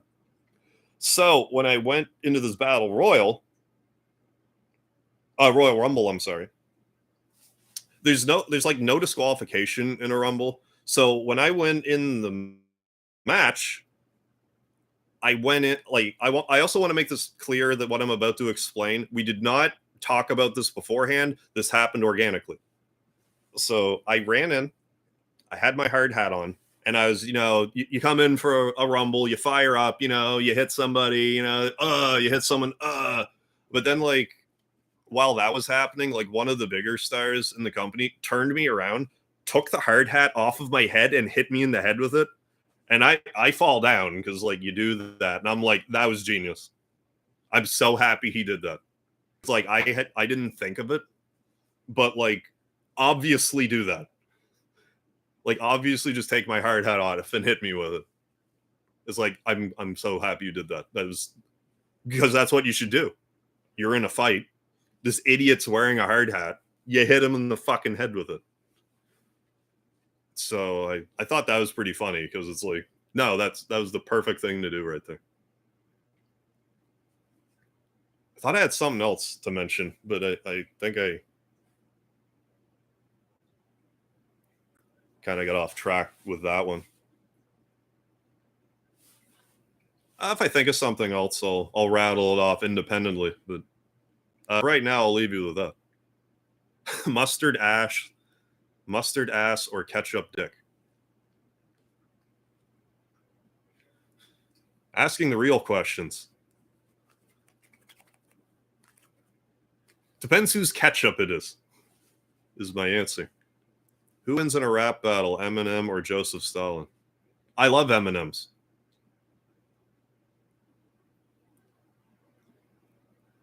What's my favorite way to eat corn? Popped. Otherwise, off the cob. I find if I eat corn on the cob, I get a lot of like corn skin stuck between my teeth, and I hate it. Getting spammed and shit. Oh, thanks, Dudley.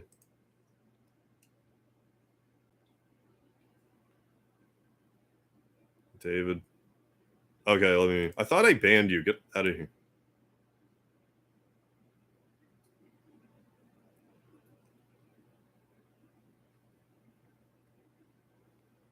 Yeah, I thought I banned that person. So sorry about that, guys. And if I missed any super chats, I can't see them now, so apologies for that too. Maybe I can look after. Or can I look now? Let me try to look now, actually. Hang on.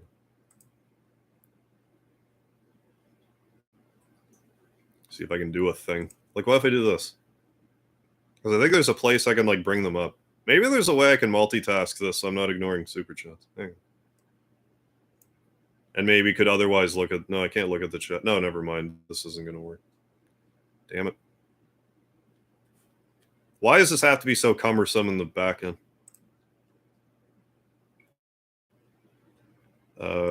But yeah, by all means, just...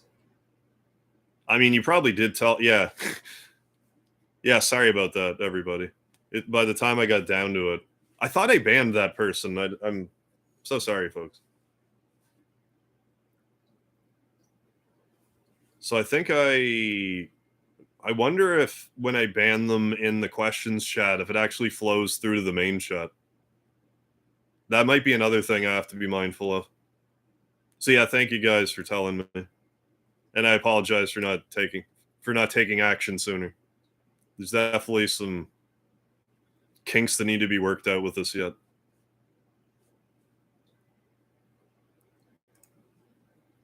So yeah, thanks again, folks.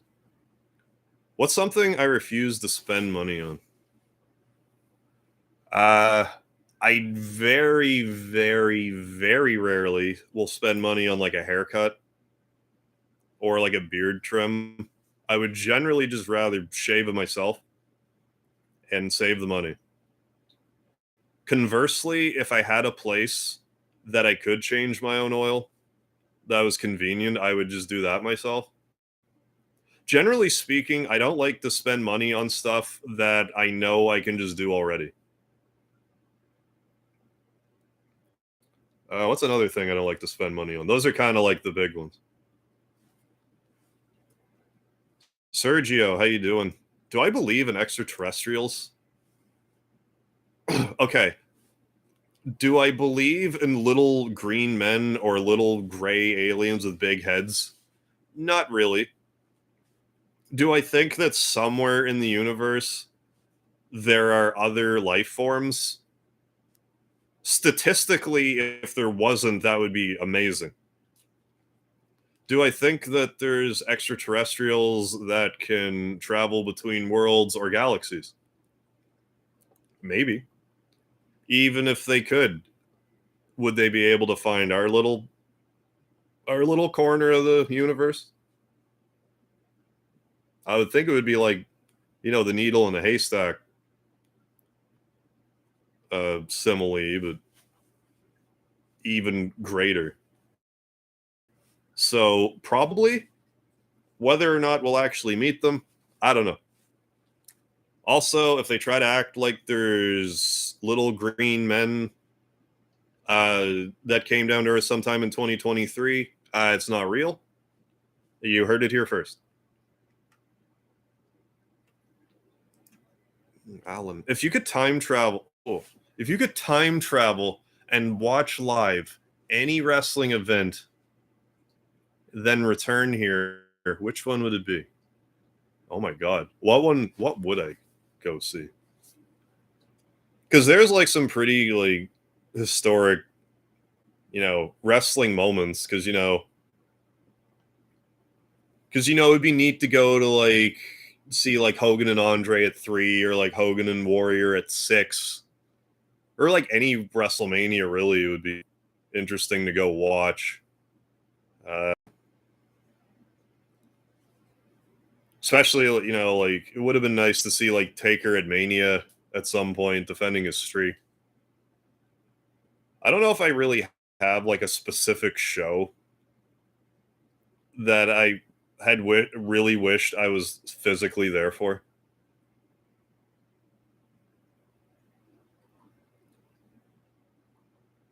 But yeah, probably something like WrestleMania 3 or 6. Or like a wrestling event from like before I was born. Like some of those gigantic cards that were in like Japan or anything like that. think I finally worked my way down to the bottom of the questions here. See how many more gotta go. All right, homeboy, thanks for stopping in. Pooping urinals. See you next time as well. Oh, SummerSlam. Well, yeah, SummerSlam, it was Lex Luger that lifted Yokozuna. Like, Hogan tried to, but then they didn't.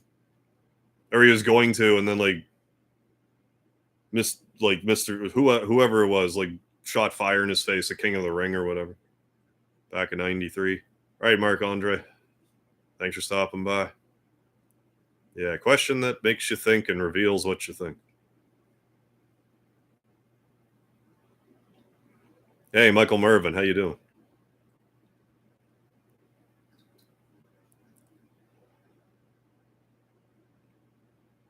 Yeah, again, sorry about all that. All that stupid. Oh, that didn't. Okay, it didn't block. That's really annoying because I definitely blocked some of. I definitely blocked one of those people in the questions chat, and it didn't flow through. Come on, we need to fix that. King of the Ring '93. Hell yeah, I lied. Oh, like Luther Reigns, you lied. Have I heard of Philosophy Smackdown? No. Some dude doing his PhD wrote an entire book. Oh, really? About the philosophy of pro wrestling. Heard him talk about it on CBC Radio. Frank Bobbin. No, I've never heard of that. I should read it. That sounds interesting.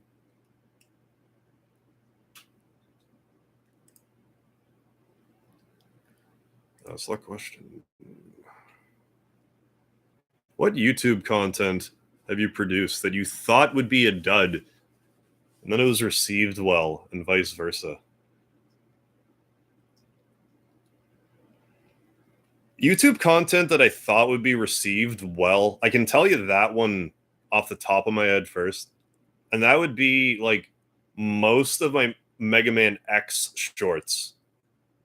Not even Mega Man X2 and X3, specifically the Mega Man X1 short. And like, I know that this doesn't necessarily mean that the video is good, but like, those videos, I was really making an effort to do like, to like try to edit stuff in or like do fourth wall breaking stuff that I thought was like more unique. Like, I really tried more for those videos, but like, they all flopped. Like, I think my most watched Mega Man X short has like maybe 1,000. My most watched one, maybe. I might just be getting that confused with the Wire Sponge one I did that was from X2 that has like 2,000. But most of them have like 100, 200. They just flopped. And I don't know why, but they did.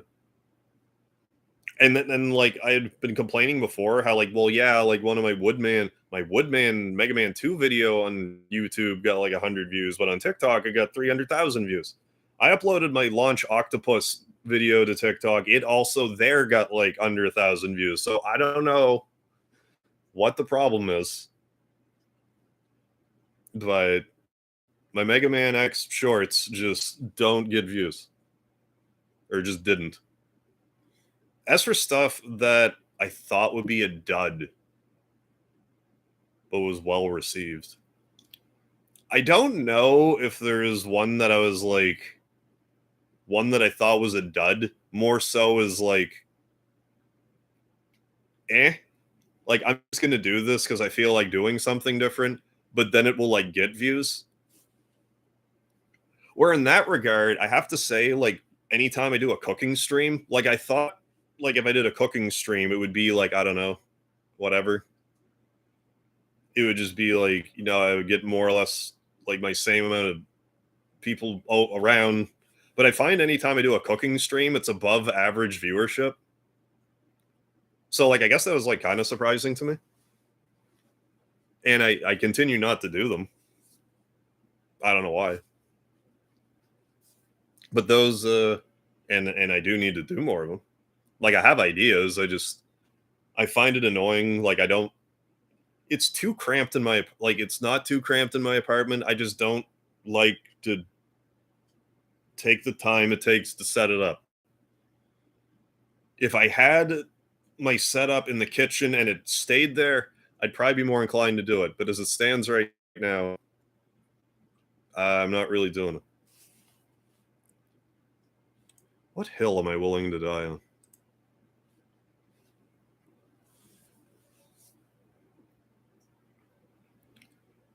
Uh, Titus.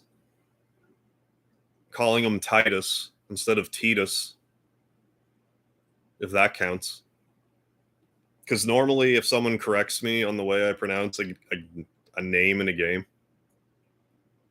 I will make an effort to not say it. I'll try to say it correctly. I'm going to say Titus till the day I die. It doesn't look right as Titus to me. I won't say it other than now. But anytime I refer to him, it's Titus. I think that's probably the most hill I'm going to die on. Have I ever taken an IQ test? I've taken online ones, but I've never taken like an officially administrated IQ test.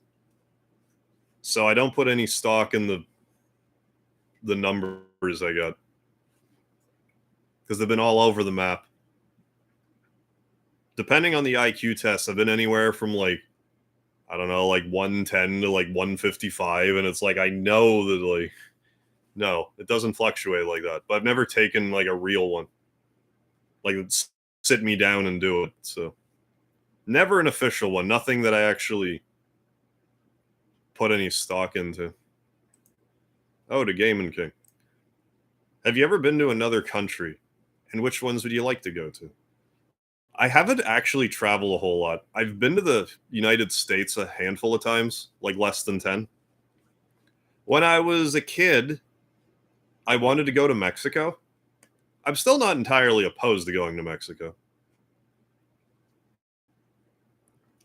But like these days, I'm kind of just like at some point with the YouTube stuff, I feel like I would like to travel around more, like especially back to the States. I just think it would be fun to be like, hey, I'm gonna go to this con thing. I'm gonna go to some convention. Then some of you guys can come up and maybe meet me or whatever. Like I'd like to do that at some point. I could do that in Canada too. Like try to go to a Comic-Con. Like there's usually one in like Montreal or like Toronto or something.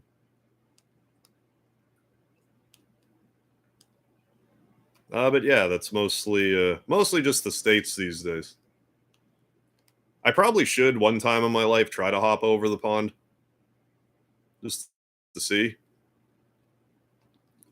But like I find I can always justify spending my money on something that's not travel. Like if I have a spare 1,000, I'm usually like, well, I need to fix my car. I need this new piece of equipment. I need.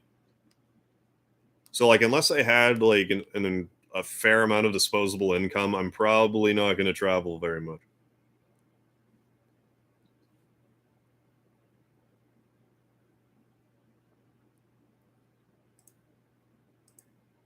What is my favorite and least favorite Robot Master / Maverick? Favorite Robot Master I have to is Magnet Man. Who would be my least favorite Robot Master?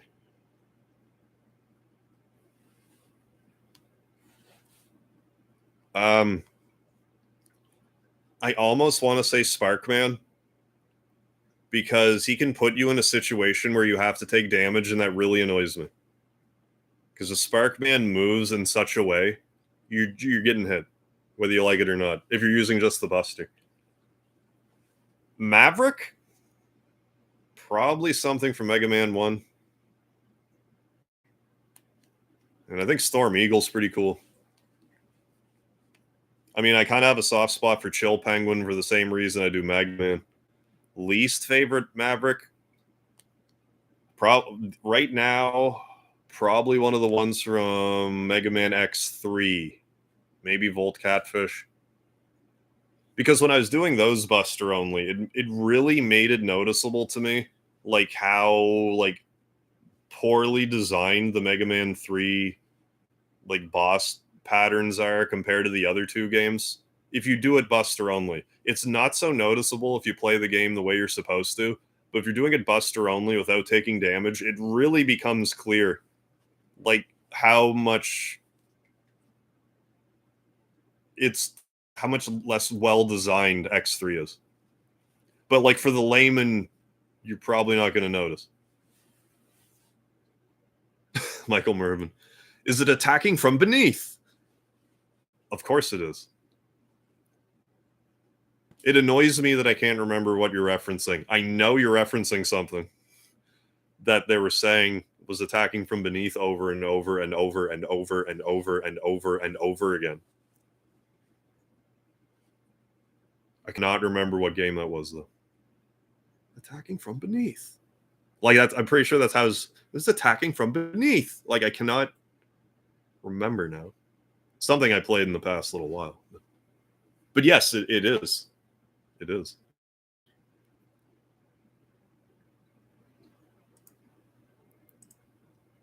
What kind of music am I into? I tend to like. I mean, like obviously, I like a lot of video game music, but that's like subgenres unto itself. But like, if left to my own devices, I'll either listen to like synthesis stuff. I'm a big Depeche Mode fan. They've got a new album coming out soon, I believe. I also like my metal. Like I'm a huge Rammstein fan. Dream Theater's real good. I like heavy stuff. Scud, how you doing? But yeah, like mostly just like metal and like synthesis. And speaking of like game music, like there's an independent like music person, Megan McDuffie. She did the soundtrack for River City Girls, and like I came to find out that she's like was her. Like, I should have figured as much, but like is an independent artist. So like I grabbed a few of her albums and like I really like them. They're like synthetic synthesis sound stuff.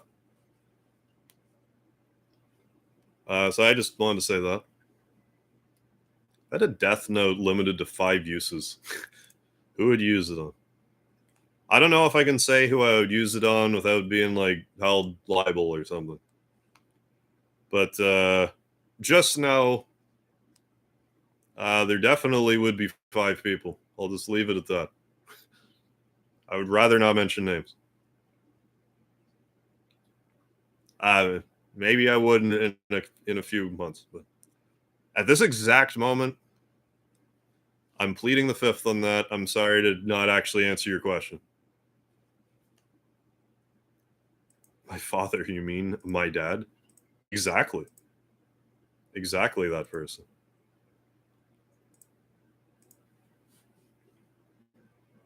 And it wouldn't really be celebrities. That's kind of why.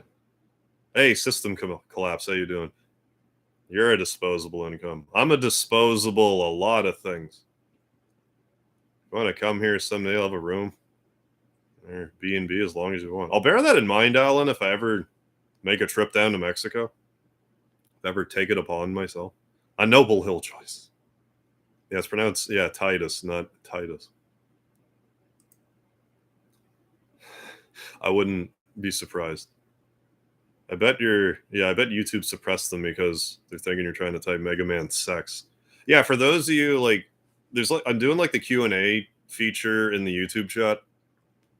So you have to like where it says like top chat, if you click on that, it'll like go down to questions. I keep saying that. I think that that's where you have to go to also ask the questions.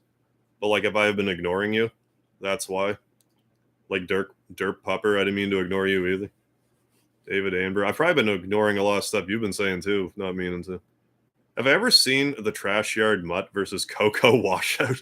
Watch out? No, I haven't. I should. Wrestling promos on SNL. Where the Rock plays Coco? That would be funny. Something that's like not at all what you asked though was I saw an old match where the Junkyard Dog fighting a jobber. His name was the Masked Patriot. So I don't know. Maybe you're going to want to Google that. Did I say Junkyard Jog? I meant Coco Beware. You might want to Google it because I thought this was funny. Coco Beware versus the Masked Patriot. It was like it was an old match. Coco Beware beats the shit out of this guy. And I don't mean like they were wrestling and, he beat him up because he was supposed to. He was beating him up. Like, like if you watch it, you'll know what I mean. It's like he's hitting him. Like this guy pissed him off for some reason. I don't know what this guy did to piss off Coco Beware, but he beat the shit out of him. Like legitimately beat the shit out of this man. And it was so funny to watch. Because I don't understand why it happened, but like, oh my god. Beat the piss out of him. Disrespected him, like he pinned him with one hand and slapping him in the face while he's doing it. It's like, what happened? This is just a job guy. You're Coco Beware. You're like a good guy. Even if you're a bad guy. Like, I don't think he was a bad guy.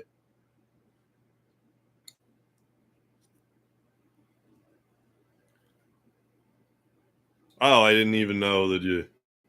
Yeah, sorry if I'm answering questions that weren't supposed to be questions. Google it. Yeah, definitely. Yeah, I do need to look that up too. Tit for tat, as it were. I love how the sex bots somehow managed to flow through in the questions.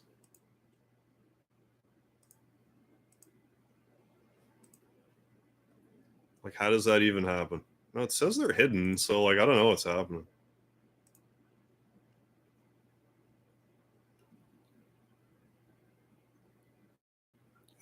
This question. Michael Mervin. What game do you wish you could play again for the first? Earthbound. For sure, Earthbound. Like, I mean, pretty much any of them, like my top 10 or so, I would love to play again for the first time. Final Fantasy VII, Earthbound, Chrono Trigger, Mario RPG, Nier Automata, Persona 5. Like, there's a lot of stuff would be a blast to play through again for the first time. Final Fantasy 6, Mario RPG, Suikoden, like I could go on and on and on and on. Breath of Fire, 2, 3. It's kind of hard to just pick one, but I guess if I had to pick one, like Earthbound or Chrono Trigger or 7.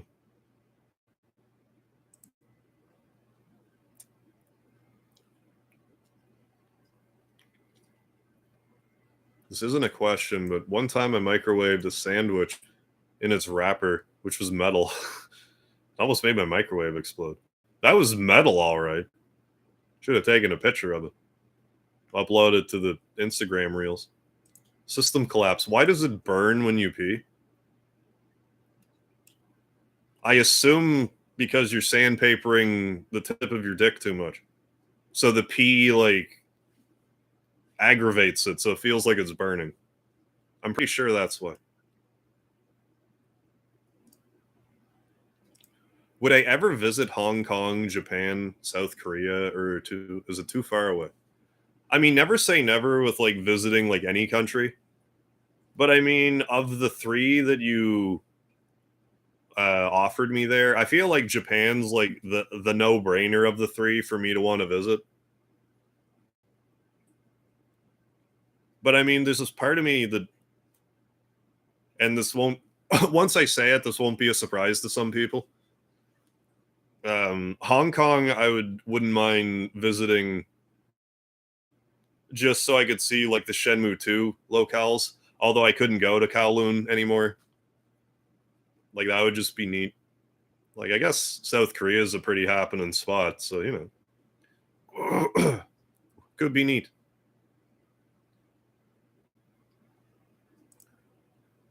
What do I like less the older I get? I mean, the older I get, the more I hate the snow. Like, I just hate it more and more every year.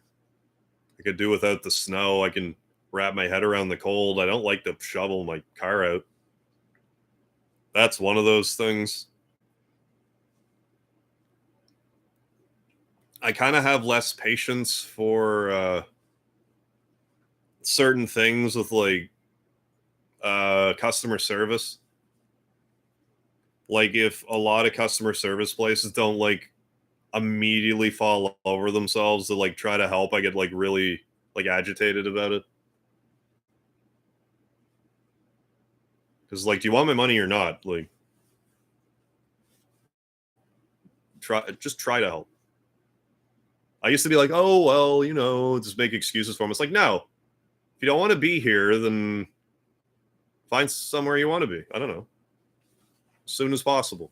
I understand your wants and your needs aren't always congruent, but like, I just feel like there's too much of it these days, and I find it wears little thin. If I had to choose between a now dead and retired console to have a second release, which one would it be? I mean, I'm not really sure how exactly to answer that because like Super Nintendo, PlayStation era is kind of like my golden era for video gaming. So like hypothetically, them having like another generation worth of stuff on paper seems like it should be more appealing to me because it's like, well, I love it so much. So if we got another 5 years worth of these games, then boy, what games would we have gotten? But like, I don't know. Like maybe I wouldn't have. Maybe like another Dreamcast. Give the Dreamcast another chance.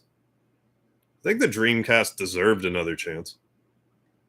And as much as I love Shenmue, like it's large part of the reason I think why it tanked because I thought I heard something like in order to break even with the Shenmue series, they would have had to have sold 3 copies per console or something stupid.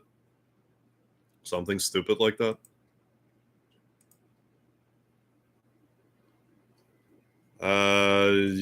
Speak a different language. Get out of here. Literally just got here. All right, Ryan Threeden. Thanks for stopping in.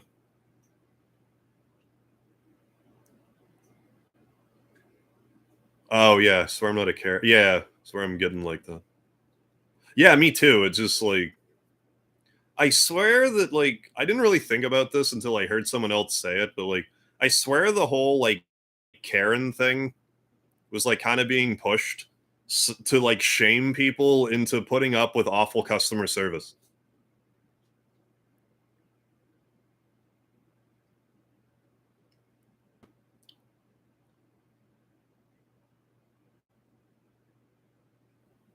Oh, the Marlboro fight. Right. Thank you, Michael Mervin.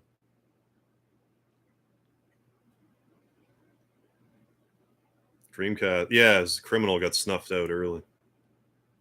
Yeah, it had like a lot of stuff going for it, but it was just kind of too little too late for Sega at the time.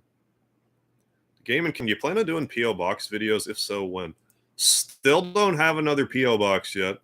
You think I would get one because a lot of people have been asking me about it, so I should probably get one. But I'm holding off on getting one for a little bit yet. I probably will open another one at some point. I don't actually have like an exact date hammered out right now. But most likely, I just don't have a good date for you yet. Which game do I wish had a good sequel? This is probably going to be a hot take, but Xenogears. I'm not talking about the Xenoblade games. I didn't play them. But I played Xenosaga 1. I played it for a bit. I thought it was like I loved Xenogears. I thought Xenosaga was a little long-winded. I think the problem was voice acting all those lines. It made it go way slower, even though the text scrolls slow as Xenogears. Then Xenosaga Episode 2 was like extremely wordy. And then I didn't really try 3. So I think that's going to be my answer, Xenogears. But I'm talking about specifically Xenosaga because I haven't played the other ones. If all else fails, what do you like to use? Well, not earth, wind, water, or heart. I'll tell you that much. Oh, to Gaming King. How come you can't go to Kowloon? I thought it was demolished. I could be wrong about that, but I thought that like because of like the horrid construction of the city and like all the bare wiring and stuff, it eventually just got too dangerous to live. They flattened the whole thing, or it's condemned or something. I thought they demolished it, but I could be wrong about that. But that's why I can't visit it, because I think it's just not there anymore. Ooh, Scott X. My favorite Your Sanctuary boss and location.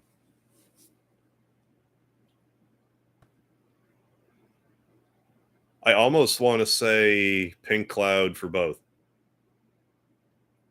It's like it just needs, you're floating and stuff.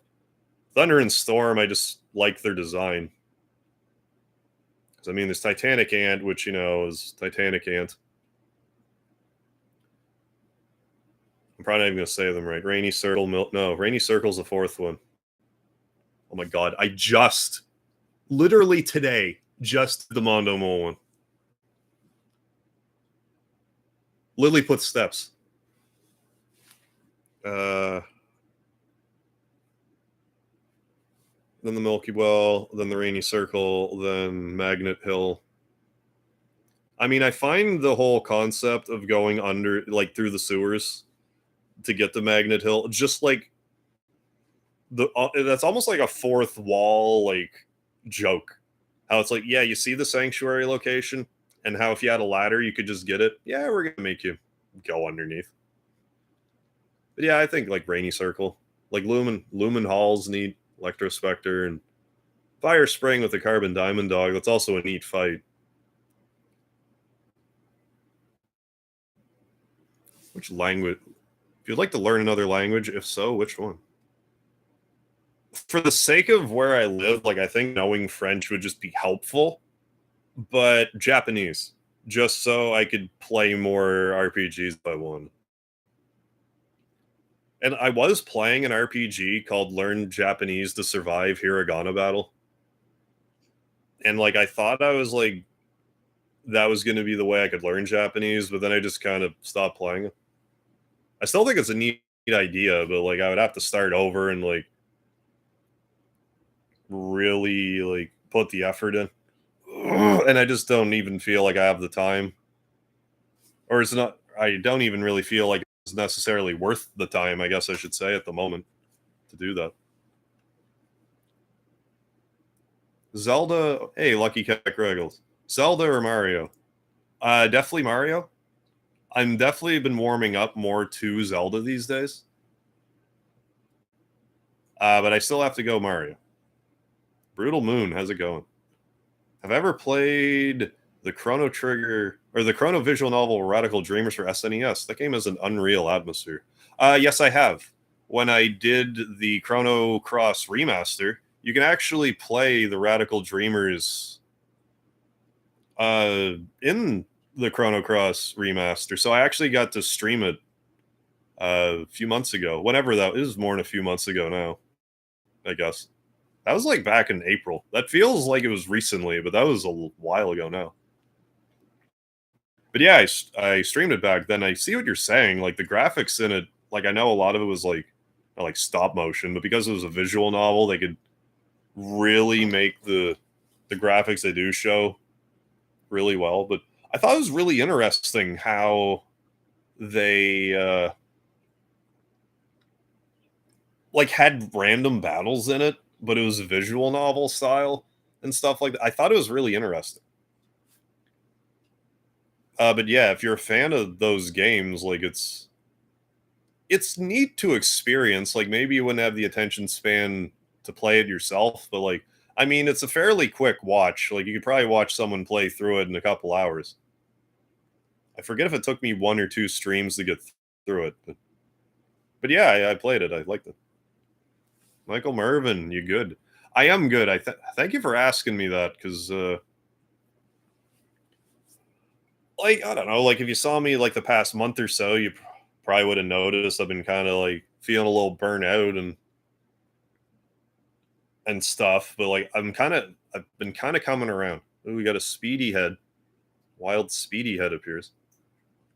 I've been kind of coming around because I guess I haven't mentioned it this stream yet, but at the beginning of the month, I've changed my diet around.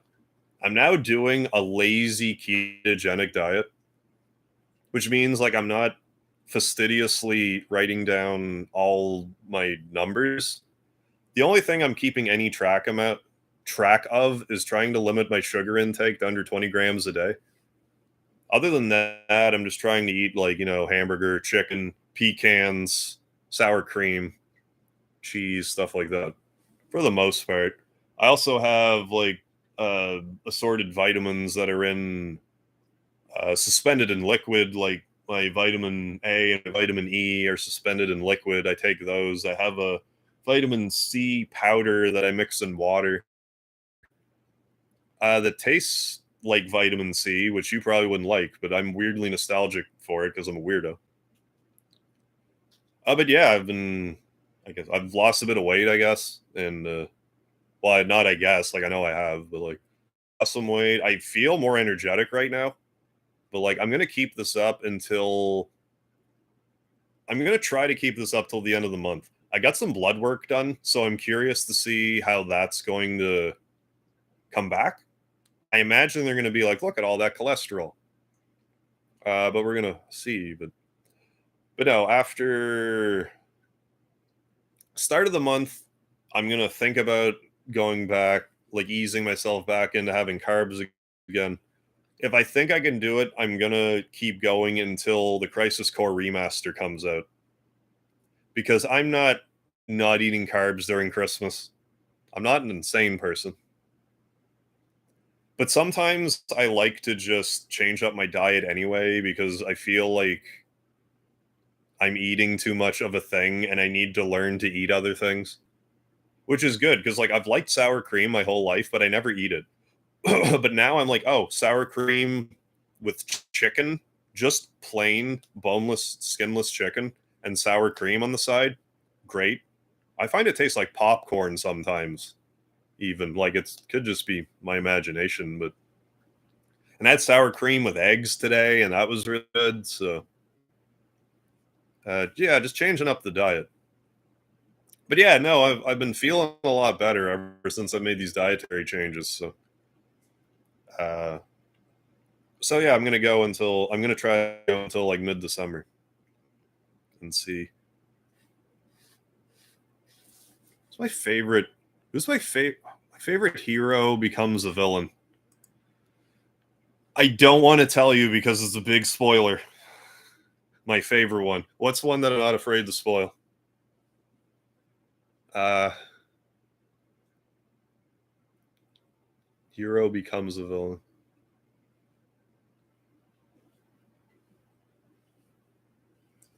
That's not a spoiler that I don't want to spoil. Because like the first one, I don't want to say.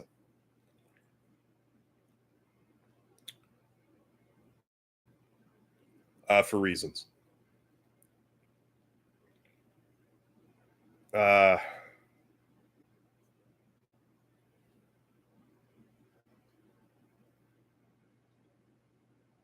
anything that pops into my head, it's like, this just can't remaster here, remaster coming out.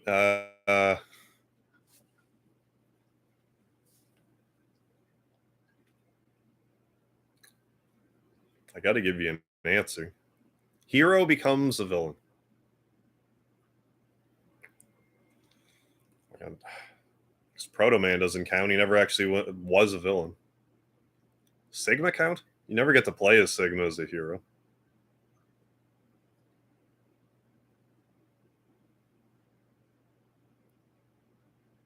Kind of blanking on this one.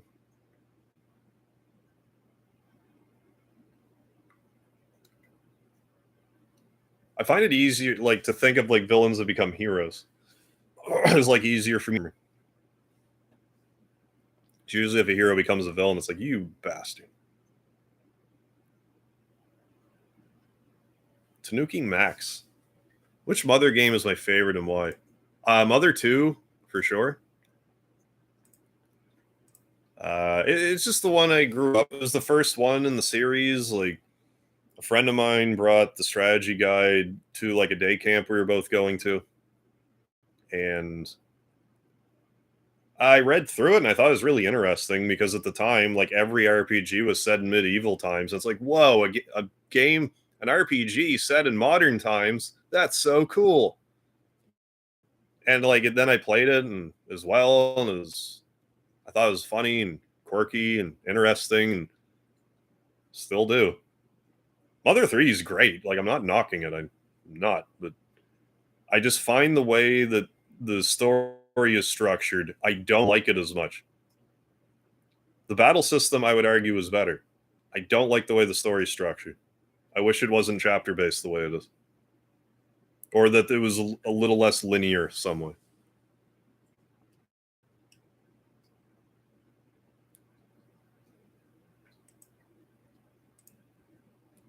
Philosophically speaking, if you were transferred to a random point in universe, No Man's Sky style, with an undetermined lifespan, would you search for Earth or would you start anew?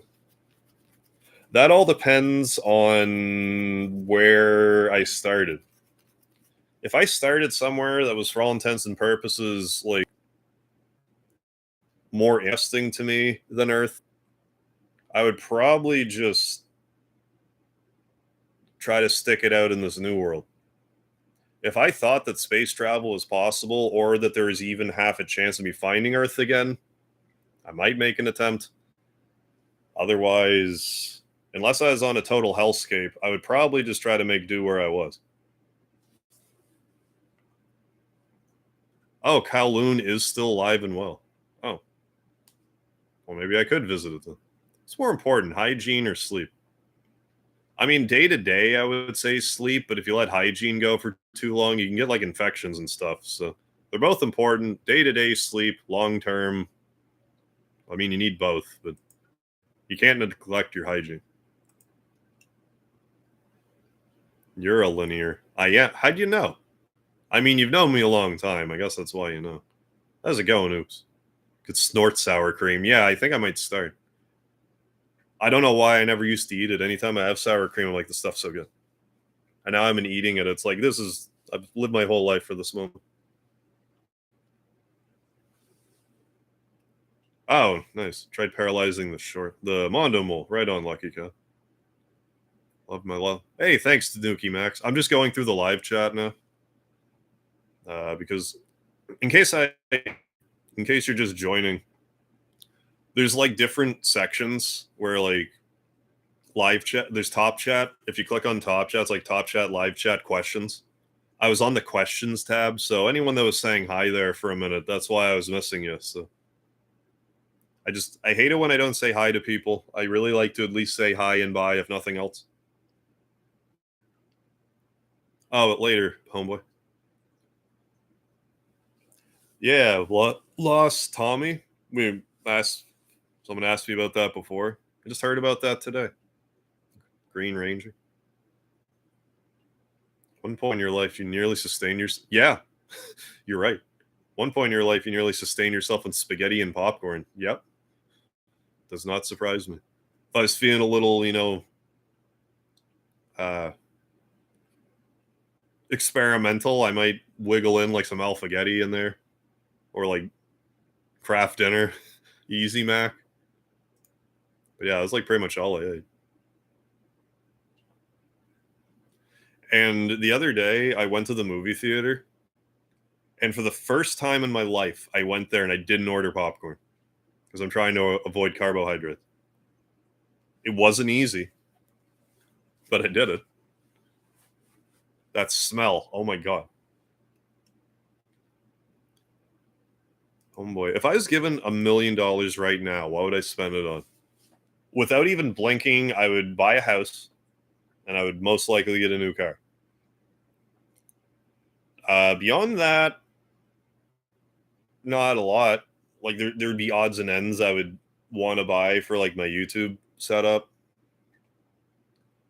Just like May as well get, like some God machine $10,000 computer or something, and like some stupid TV, and like, have like a proper setup. And the rest of it, I'd probably just try to figure out how to invest properly so I could just live off the principal. Probably what I would do. Yeah, new house, new car, invest. Basically that.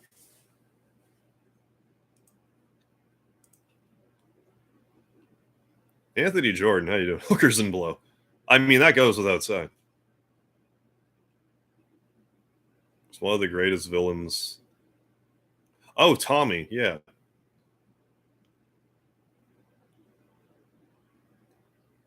Anthony Jordan got Ghost of Tsushima on Black Friday sale. Oh, nice. I should look if there's Black Friday sales going on. I should take a peek. I usually grab a game or two on Black Friday that I don't play until years later.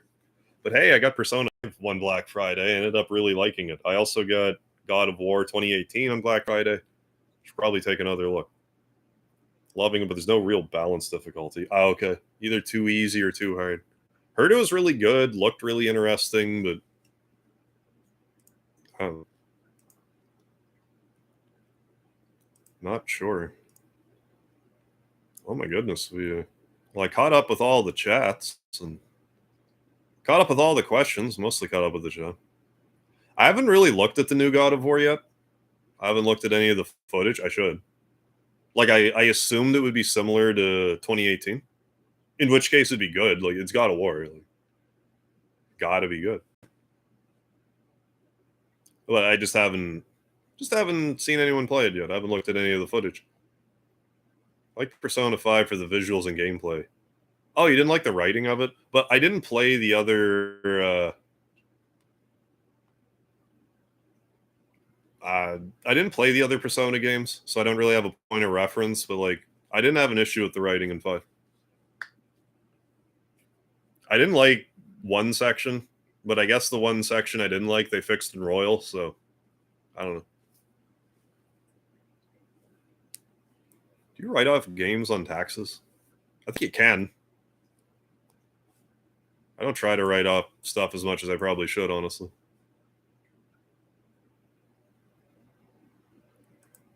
What is a game franchise you would love to see be rebooted? Yours would be Deus Ex. For me, that's Breath of Fire. I would love to see Breath of Fire rebooted. I would also like to see Suikoden rebooted, but that team's doing its own thing now, so I don't. I'm not as like heartbroken over it. I would have liked to have seen, in Suikoden like all the because it seemed like they were eventually going to like lead to like a big blow off game that we never got, like the finale game, and we just never got it. But like I'm not holding my breath on that. Michael Mervin, what is your schedule? Do you sleep less than most, or just work a later shift schedule? Well, I work full time, Monday to Friday, and I generally work until 10 my time. So it's basically like I work all day, then I like use like an hour or so and a half to like kind of just do whatever screwing around I need to do between work and streaming. So, just whatever I got to take care of. So it's not so much that I don't sleep, more that I don't really have a life. Because Monday to Friday, I'm basically just working and YouTubing and sleeping. I'm doing very little else. Then on the weekends, like Friday, when I'm off, I either like relax or go out or something. Sunday, I also either like relax or I'm sorry, Saturday, I usually either relax or go out. Sunday, I'm really trying hard to make that my shorts day where I make shorts. And today, I'm getting this is the most shorts I've made in one day since months and months and months. I don't know if I've made this many shorts in a day since I was uploading them daily, and I want to get more in the habit of that. I was saying way earlier in the stream, but I want to get like 20 shorts ahead and then start uploading 2 a week instead of 1 a week. Like upload one on Friday and upload another one on like Wednesday. I would just like to have a faster schedule with that. But if I'm starting to get back in the rhythm of it, if I can get a bunch of them ahead, so long as I do 2 shorts a week beyond that, I can like keep up with it. So if I can like really front load all these shorts. But yeah, it's so yeah, I just don't have a lot of spare time.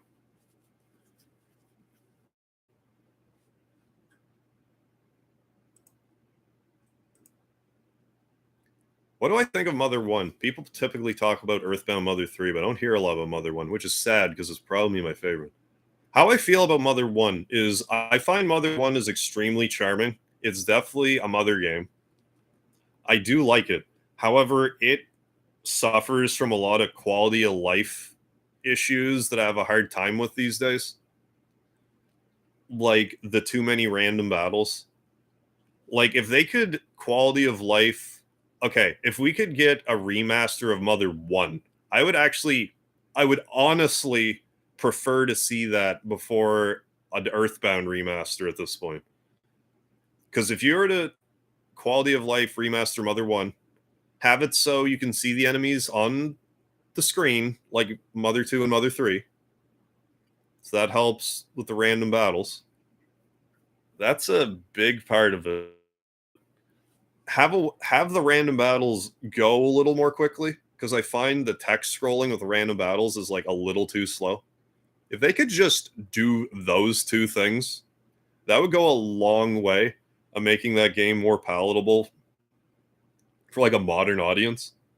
But like if you're taking like those 80s RPG things that are in all 80s RPGs and put that to the side, I think Mother 1's great. I like 2 and 3 more, but like I still like Mother 1. I'm sure I'll play it again. I'm actually starting to think about doing a Mother 1 short series because like I don't know, quite frankly, I was like I know a few people who I think should do Mother 1 shorts because they know the game really well. But if they're not, like someone should make them. So like why should I can only be nice for so long, right? And then it's like, well, I'm just gonna make them. So let that be a warning if anyone was interested in making Mother 1 shorts and are worried that I might make them or something. If you go ahead, just go ahead. Also, if you want to do a video style that I do at any point, just go ahead. You don't need my permission. The only thing is, if you do something that's like too direct of a copy of mine, people might be like, "Why are you directly copying this other guy?" But if you like put your own spin on it enough, like you just have fun with it. Just do whatever you want. The Game and King, do I still watch pro wrestling? Not really. I tend to more just listen to like Jim Cornette clips these days and like listen to like their reviews of it and stuff. Although now that like Vince has stepped down, I do have more of an interest in watching Raw and SmackDown. But I'm like so out of the habit of watching wrestling, I never think to look it up. Even like AEW, I never think to watch AEW. I would. They even have like their After Dark stuff, which I know is like their B or C show or whatever. Fine, but I just never think to watch it. But I would if I ever remember to. Which hmm, which classic Xenogears scene gives me the most goosebumps? I don't know if I really have a scene so much in Xenogears that gives me goosebumps, but like anytime I hear the song, was it the Bonds of Sea and Flame, Bonds of Sea and Fire? That song gives me goosebumps.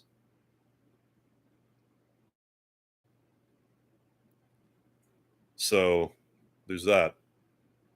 Same with the final battle music. That song also gives me some pretty serious goosebumps.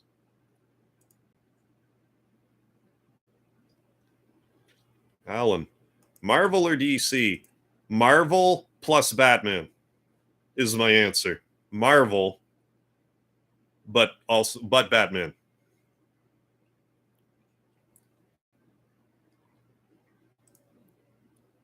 Rank them: pancakes, waffles, French toast, crepes. Okay. Waffles gotta be number one. I want to go pancakes next. I don't tend to go the crepe route. Like if I'm gonna make anything at home, I'm gonna generally make pancakes, not crepes, because I want more volume. A crepe is generally like a thinner pancake, I find. And then follow that with French toast. Like I'll eat French toast. I don't even think it's bad, but like I would rather just eat the egg.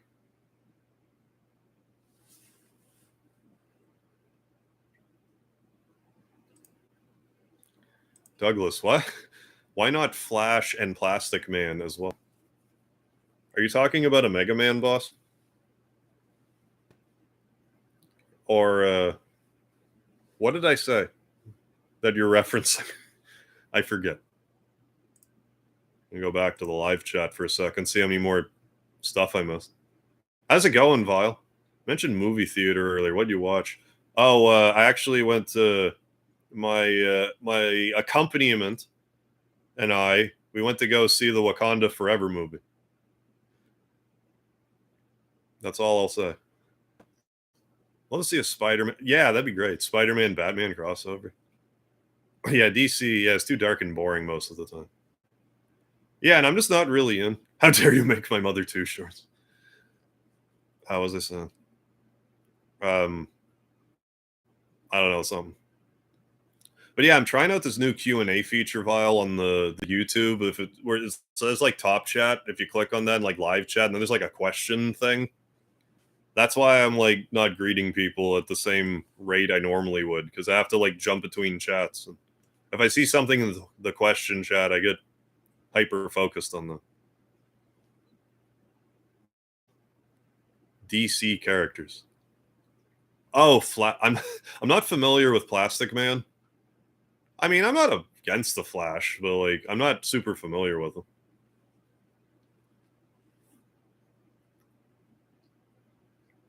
Actually, a comic book. Oh, really? Spider-Man, Batman crossover comic book. YouTube. What's YouTube been doing to you, System Collapse? What's it doing to piss you off?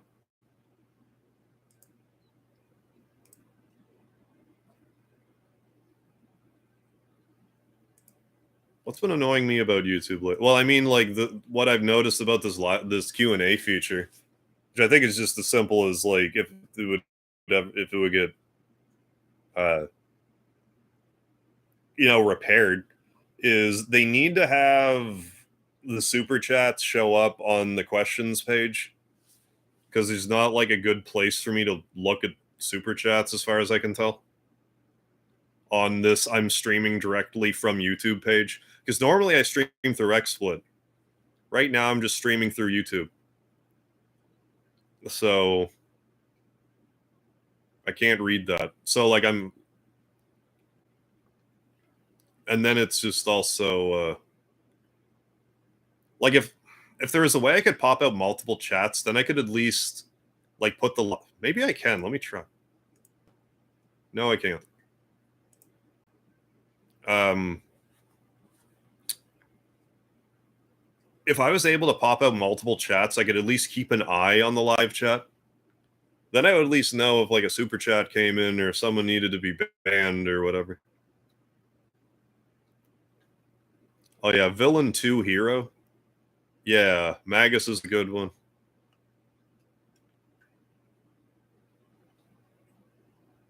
Plastic Man, super underrated, and Injustice in the regime. They're all totally wary of him because his powers, if used well, were quite. Like I'm assuming Plastic Man is basically Magneto but with plastic, which I could see also being broken. Oh, yeah, I could see why you're pissed off with YouTube. 5 days of money, yeah, poofed, then came back a week later. Yeah. Yeah, I've been hearing that, like, some people, like, they're just either not getting their pay or get it way late. I heard about some people being like, "Yeah, we know you didn't get paid for a couple of months, but, it's like, you still have to pay me, right? Pretty sure if you're flipping burgers and for 2 weeks and you come in with your paycheck, your boss isn't just gonna be like, "Eh, it's not paying you this 2 weeks." And then the next 2 weeks, he does pay, and it's like, "Don't worry about that last 2 weeks you were paid. You're just not that's in the past. You don't need it anymore." It's like, how do you think that that's okay? But even just having your money disappear for a second, like, people have bills, they get NSF fees and, like, all that shit. Like, they really gotta get that looked after yesterday. Oh, more like Mr. Oh, so he's, like, stretching and stuff. More so, like, if we're to compare, okay. 12 hours sleep. Oh, nice. Thankfully, yeah, hope it doesn't happen to you. I love Chrono Trigger's music. It's all so good. It's one of the best soundtracks of all time. It's extremely good.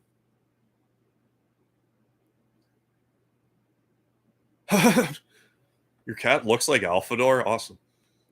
Follows me around chirping constantly. Maybe it is Alfador. Went through that time portal and now he's yours. Yeah, it's supposed to be a good month too. Yeah. Did not want to. Right. Yeah. Yeah. On the good month before Christmas. Yeah. No. Definitely not. Yeah. When you're supposed to be getting. Oh, holy shit. Good job. Yeah. Definitely not sneezing at that.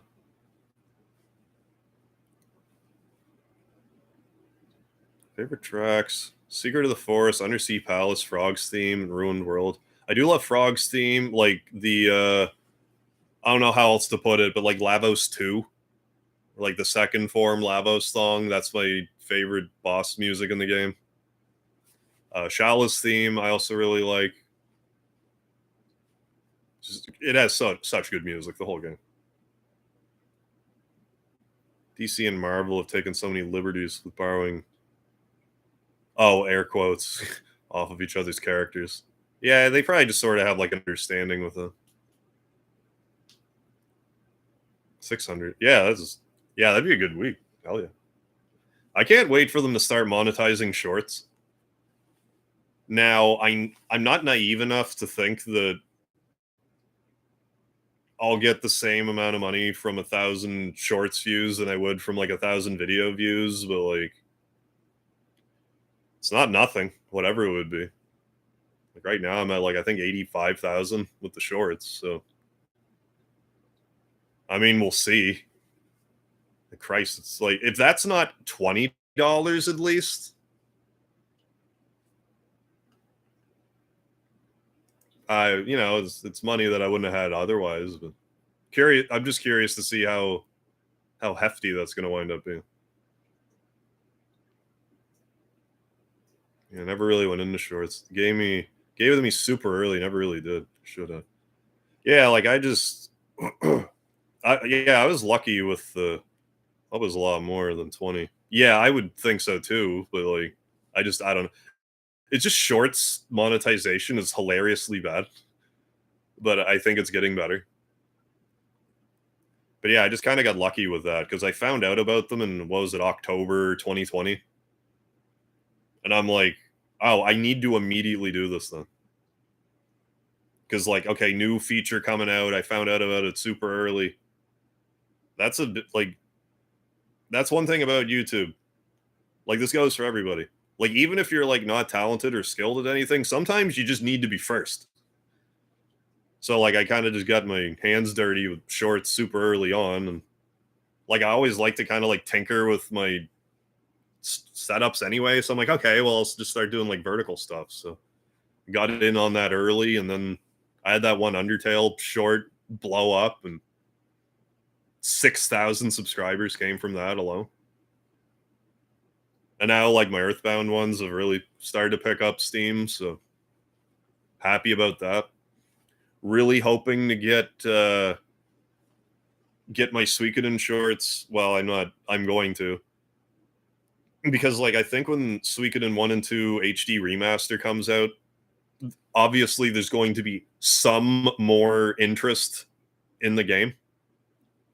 So like right now they're not really getting a lot of views. I'm optimistic that when those games come out, that will stack up similarly to how it did with Earthbound. So I'm trying to like, get that. I'm trying to pave that while still also remembering like the Earthbound stuff and trying to keep like Earthbound videos going just to keep the ball rolling. Yeah, that's the channel. Yeah. Oh yeah, it's like the channel's paid subscriptions. Oh really? You've never used it? Still? I mean, I guess it depends for you because like you don't live stream here, so like I guess it's kind of like, yeah, join my channel, but I'm not gonna do anything extra. I mean, you could, but I mean,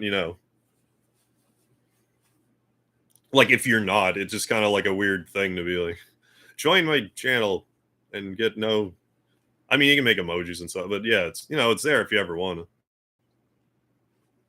Oh, you just found out, Vile? Yeah, like, oh yeah, Minecraft shorts for sure. Some Minecraft shorts are bonkers.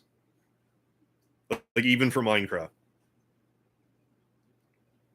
from what I understand, it's like billions of views. Do you have a favorite musical artist?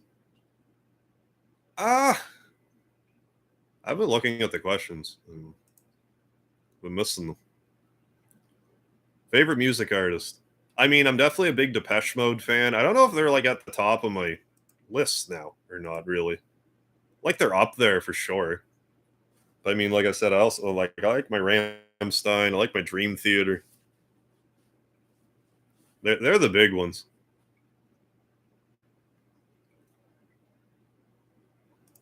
Yeah, yeah, no, ask away. I don't know if it's a bad question or not, but as a mother, I'm trying to answer like even if I think it's like a faux pas kind of. I'm trying to answer most questions. There's very like if I'm not answering something, I'm trying to be like candid about it. But but as a mother fan, as someone who's on the spectrum myself, I'm really curious to know if you have autism spectrum disorder. I presume. Yeah, not asking to be rude or for super. No, no, feel free to ask. I was never diagnosed with any sort of autism or Asperger's. I wouldn't be surprised if I have like a streak of it because I understand it's like on a sliding scale anyway. That we're all slightly, but like it wouldn't surprise me a bit with getting super fixated on certain things and like that and like that. But like no, I've never actually been like diagnosed, so officially no.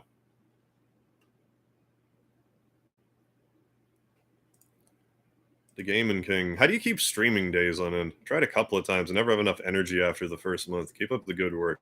Thank you to Gaming King. I that is a good question to ask me. Is like for those that aren't aware, I've been streaming pretty aggressively since 2017. Granted, I have slowed down a bit because I used to stream like 8 to 10 hours a day, but now I stream closer to like 4 to 5 hours, 5 days a week. But it's more, I guess, just like,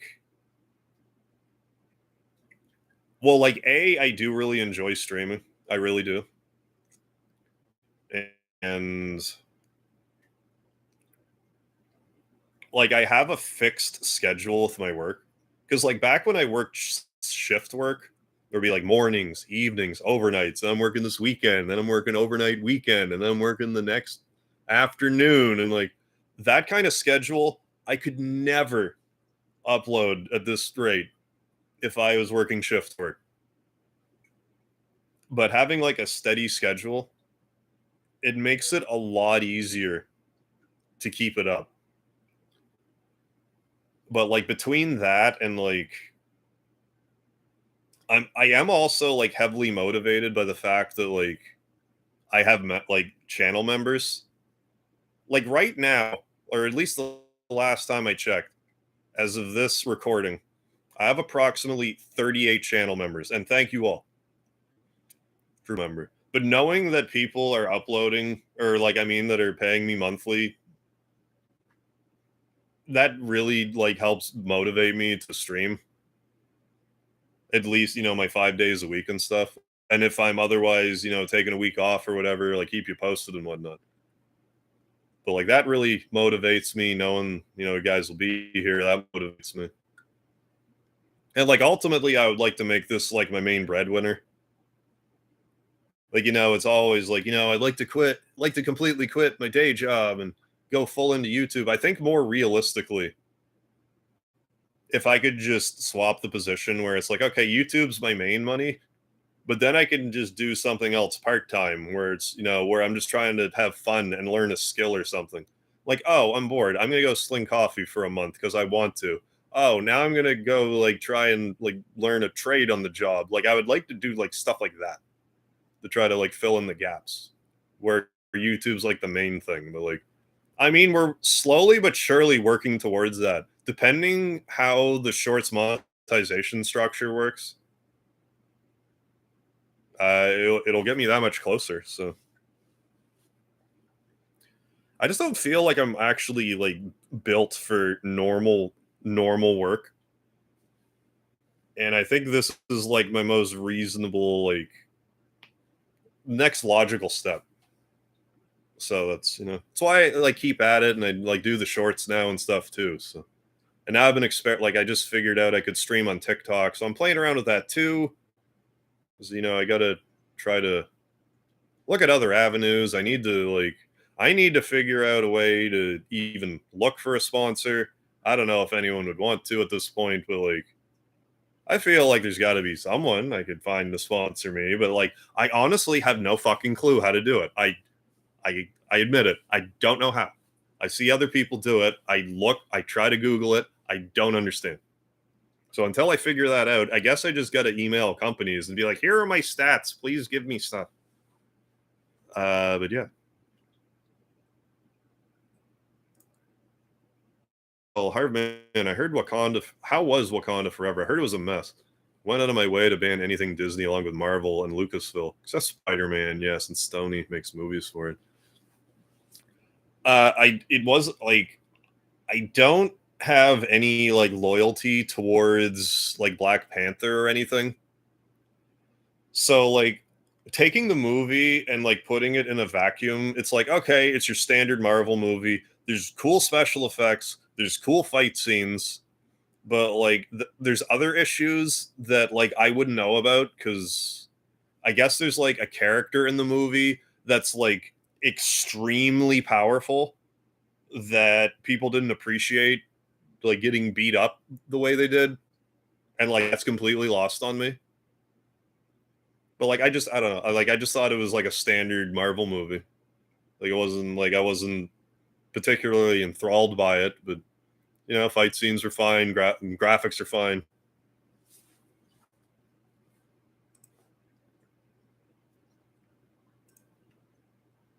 But had I not like it was one that I really wanted to like go see. Yeah, definitely not built for normal work. Yeah, I hear you there. Like, I mean, I do my best, but like, I just, you know, do you think? A diagnosis says I am since birth. Well, I mean, do your thing. Like, I can't.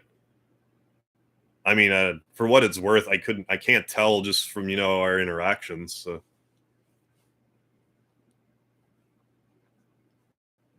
oh, you're actually diagnosed, really? System? I don't think I knew that. Really? Yeah. Then good chance I'm at least half autistic. And that if I just like I said, I've just never been tested. So maybe I should. And then it'd be like, oh, maybe I can take this medicine that'll make me less so. I don't know. I don't know really how you treat it. I haven't looked into it like super super deeply before. Just mostly what I've heard, like word of mouth. Fantasy booking. If you could book any one wrestling match with any two wrestlers ever, who would it be? I've never thought about this before, but for whatever reason, the thought of Lou Thez and Kenny Omega just popped into my head. I just think it would be, you know, uh, you know, be interesting to see those styles converge. School system diagnosed me with autism the first grade. They never told my mom. What? Stuff like that's crazy to me. How they can be like, we're diagnosing you with this, but your parents can't know. Bullshit, they can't know. So I never got the help for it. Yeah, exactly. Because you didn't get the help for it in school. Fuck, man. Buddy into Chicago sold me his old PS4 for $100. Not bad. It's playing God of War 2018. Still got to play that for sure. That was not a question. Nephew's officially diagnosed. Oh, meds taken. Okay, meds. Yeah, okay. Taken since he was a baby. Yeah, not sure what they do. Yeah, I don't know if it, I guess it depends on the autism. Because if they're like I would assume if you're like super energetic, you need someone to like kind of like calm you down, or I don't know, like I don't know.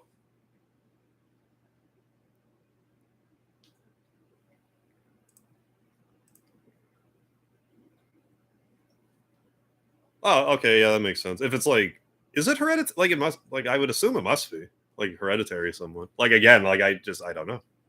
So yeah, maybe I just should check because maybe that would help me if I knew and then I was and knew that I was and got some medicine. I don't know. I should probably find out. Have I ever played Paper Mario: The Thousand Year Door, Super Paper Mario? I personally like them, and they're two of my favorite games, along with Mario Galaxy and Mario 3. Yes, I have. I've played all three of the original Paper Mario trilogy. The N64 one, which is now available on Switch Online. Uh, also have just found the GameCube version again recently, which I need to play soon. And I also have a physical copy of Super Paper Mario. I love that trilogy. It's a great trilogy. I didn't play any of them beyond that though, like Paper Jam. Well, Paper Jam, I think, is more Mario and Luigi, but like Color Splash and Origami King and the other one I'm forgetting, Sticker Star. I didn't play any of those. But no, the first three Paper Marios I like a ton. If I managed to watch Black Adam, I haven't.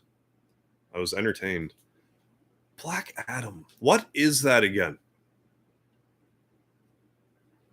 I know I've heard that name Black Adam recently, and I should know who that is, and it's not coming to me.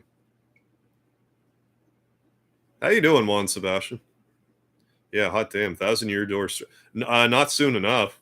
It probably won't be till next year. So, like, kind of on a short list, like, yeah, I need to play this, but like, before I play this, I have to play this. This game is screaming at me to play it. But like, I'm gonna be really tied up with Final Fantasy VII remake and Crisis Core Reunion for the rest of the year. Then if I have any spare time, I'm gonna also do like Majora's Mask. But like once I wind that down, this has got to be like first order business. I'm honestly starting to think this is like one of the best games I've never played. Like I'm just getting the vibe that like if I were to play this, I'd be like, oh my god, I love this game. What's wrong with me for not playing it for so long? But I got Final Fantasy stuff to take care of right now, so it can wait. But expect early next year for a Like a Dragon playthrough. Sorry to make you wait so long, Vile, for some Yakuza. It's fast approaching.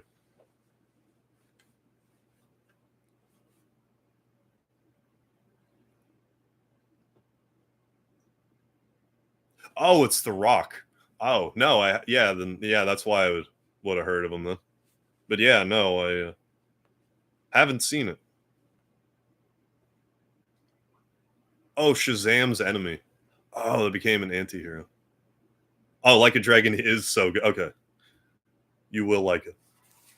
Well, like, from what I hear, like, just Yakuza in general was, like, what Shenmue was basically what, like, once Shenmue bombed or whatever, however you want to put it. Sega's like, okay, well, Yakuza now. So, like, I think, like, I should have just been following that series from the get-go, but I didn't. But, I mean, this is gonna be a great jumping in point.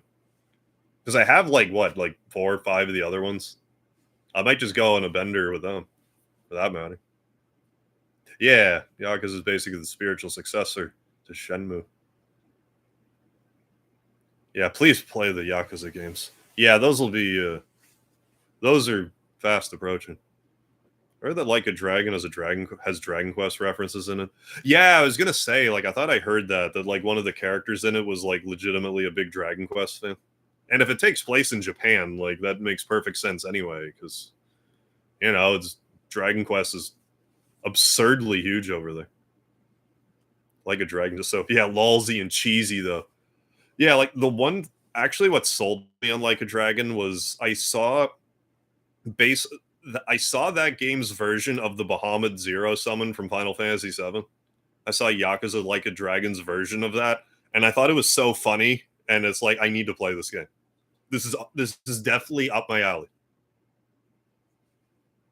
It just cracked me right up.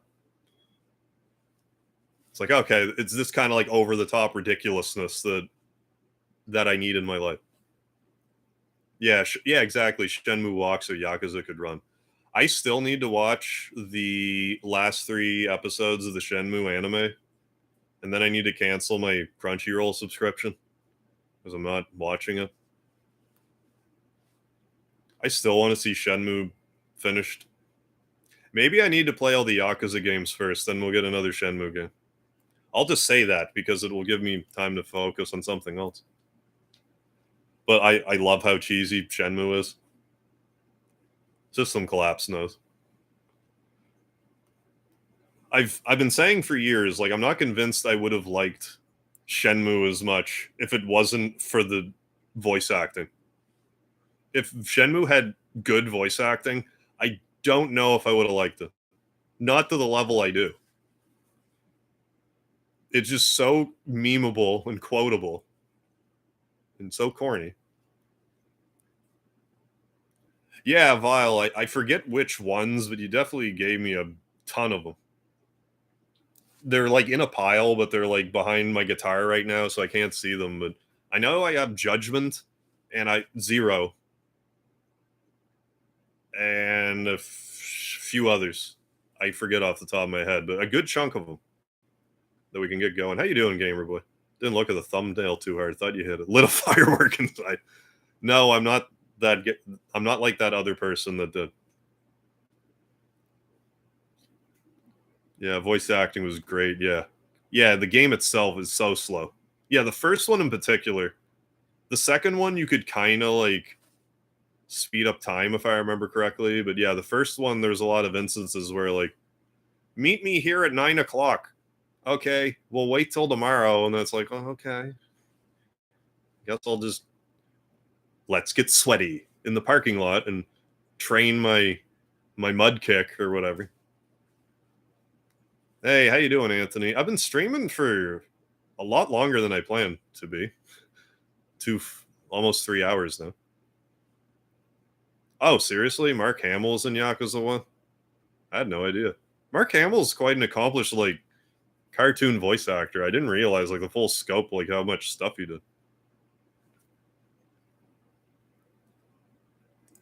Have I ever played Splinter Cell?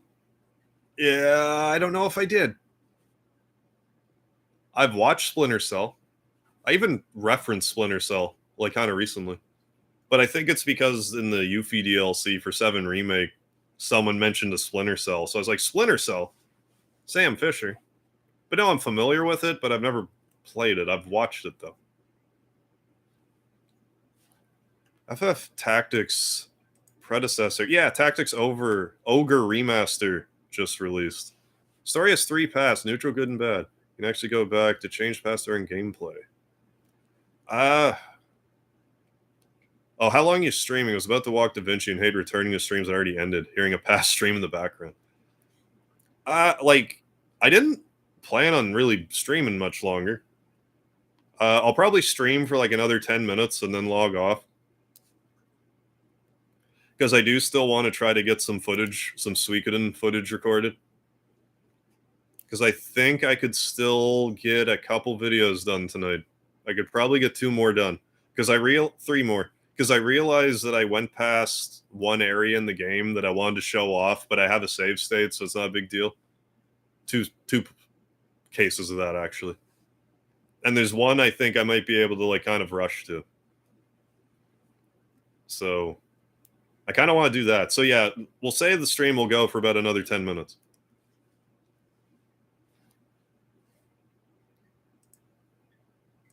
Opinions on the Angry Birds movie? Yes, this is a serious question. No, I haven't actually seen it, so I don't have a I can't I have no opinion in that matter, like whether it's good or bad. Like I mean, if it's a good movie, then fine, but I have no context. I don't know. Do you know where I can find some sailors? Oh, have you checked the Heartbreaker? Is that what it's called? The Heartbreak Boutique? What was it called? Heartbreak Bar? Something like that.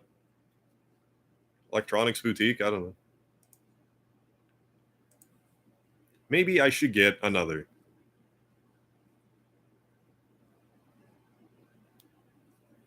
See you guys later. All right, homeboy. Have a good sleep. Thanks for hanging out. Next month is also Final Fantasy VII anniversary. I mean, is Final Fantasy IX Remake the only thing that was in that NVIDIA leak to not be announced yet? I mean, I think that's just a matter of time.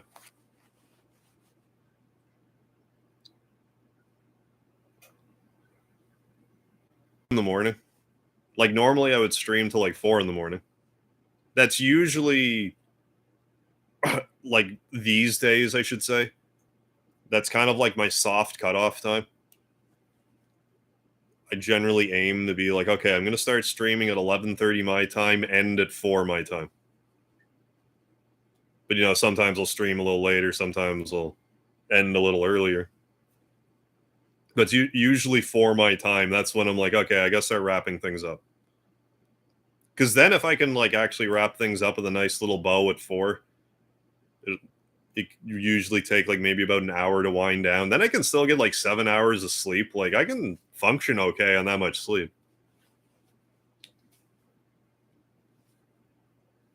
And, like, I've also been feeling a little more energetic lately too, which helps. Because, like I said, I've changed my diet and I've cut out carbs for a while. And I'm hopeful that when I go back to like a regular diet, that like I might try to eat more balanced food, and if I do, like I'll just feel better all around instead of only eating starch. It's like, oh well, I'll just make an entire box of Kraft dinner, and that's just going to be my dinner. Because I mean, fine, but at least have like some hamburger on the side, like have balance it a bit. How are the Suikoden remasters so far? So if the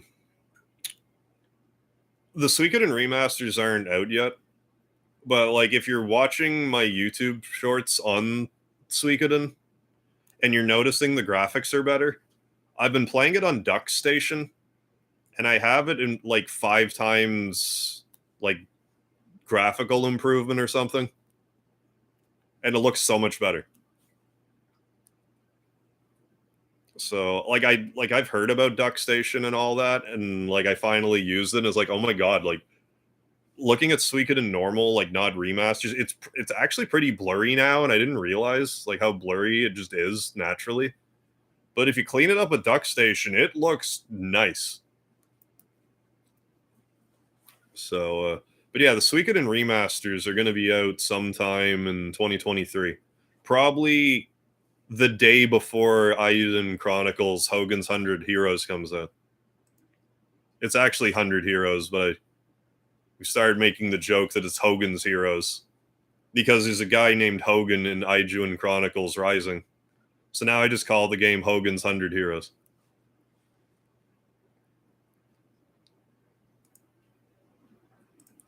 But yeah, that's why I've been hammering the shorts out, because I want to get those shorts before the remaster comes out. So then when people are like looking for platinum stuff and are just otherwise more interested in the game, I'll already have a full series waiting for them.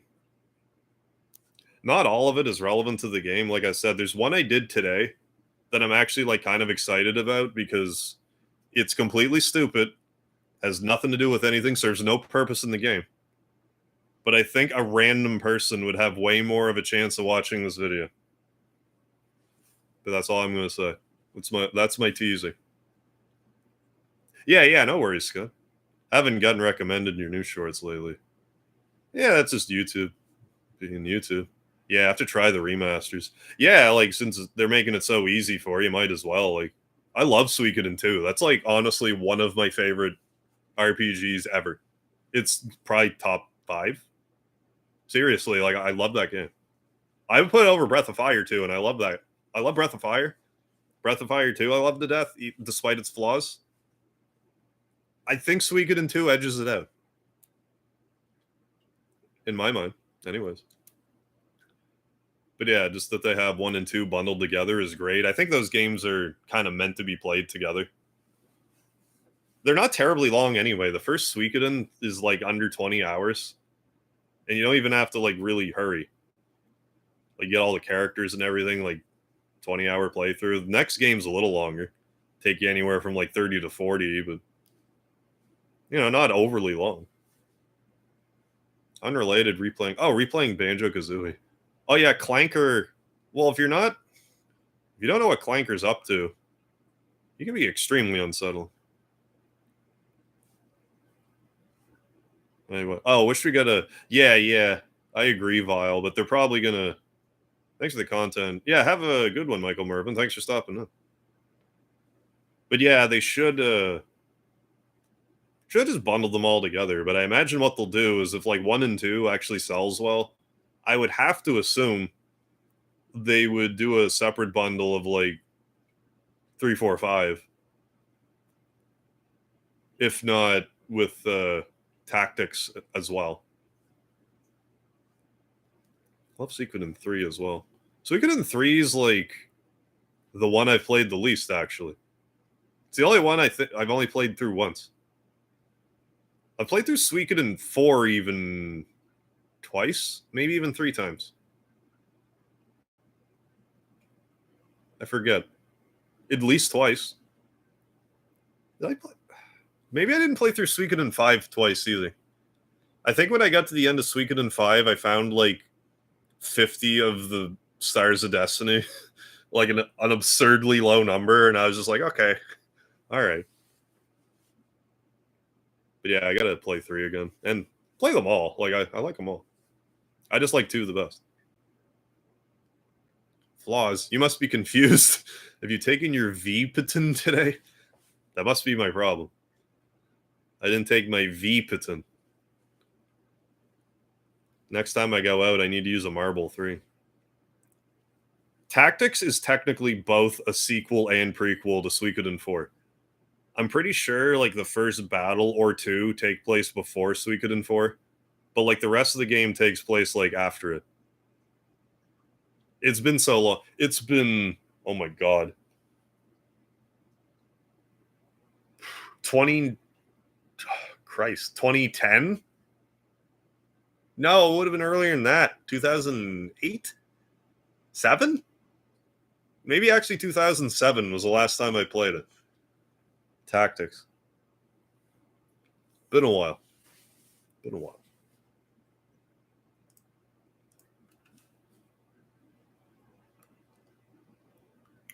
Oh no.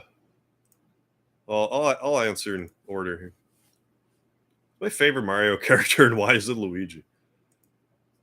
Because Luigi is the main character and Mario is missing. That's why he's my favorite. He's the main character of the best Mario game. Alright, man, have you watched the new 1 Minute Crisis Core trailer? No, for some reason I didn't. It got recommended to me, and then I just promptly didn't watch it.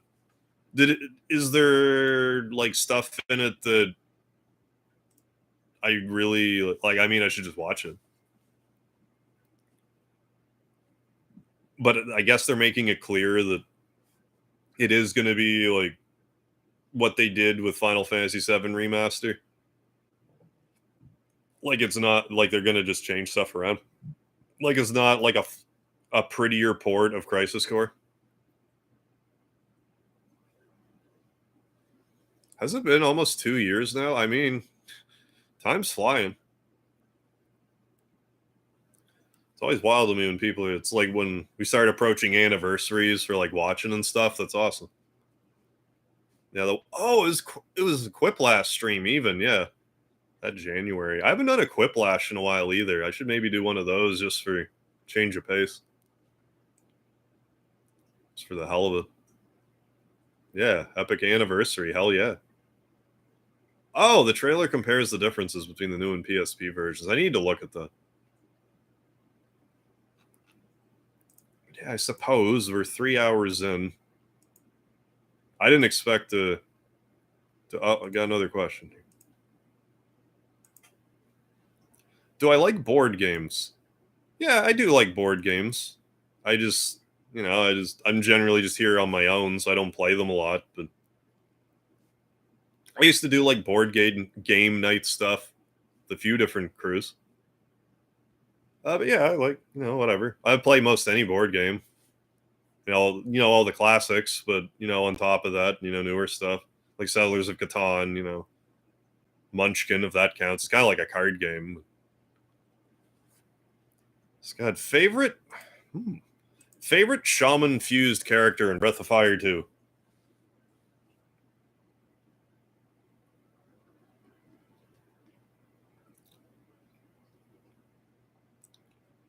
There was always something about it was a devil fire cat that would give her more magic so she could actually cast magic. I always like kind of liked that.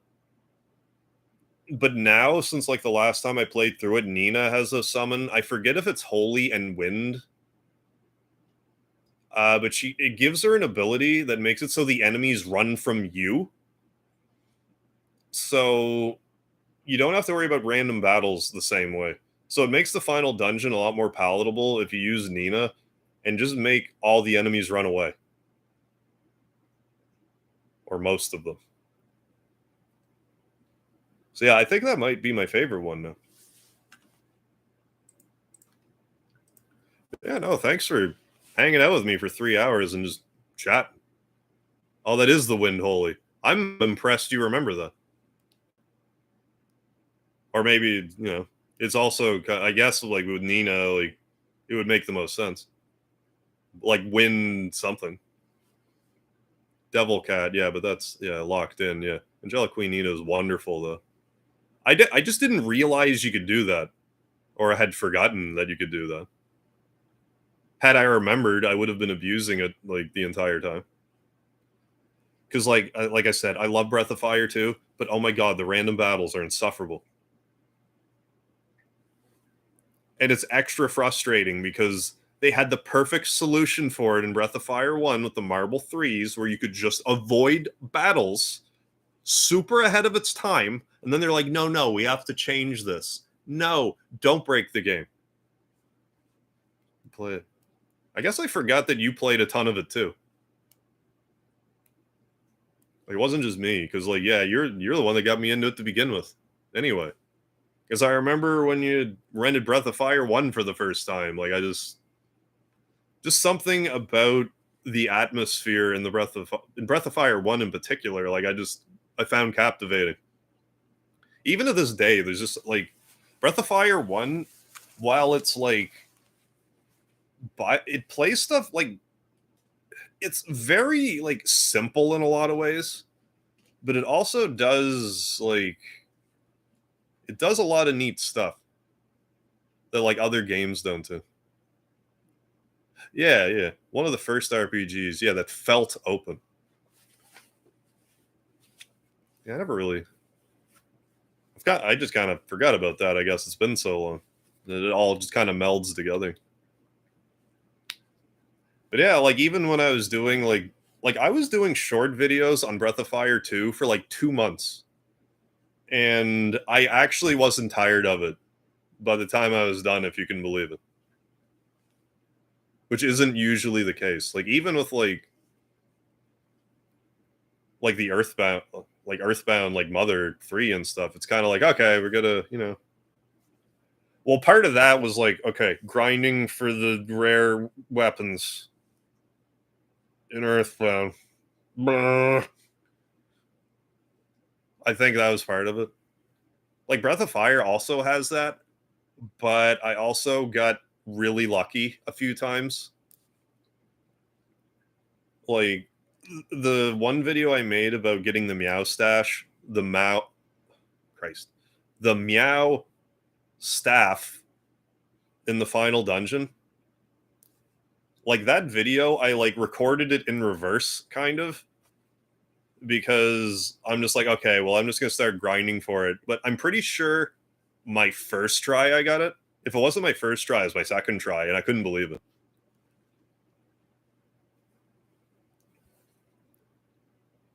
Because it's like another like super rare drop. It's like, oh, here you go. Yeah, Dragon Warrior was, yeah, but seemed aimless.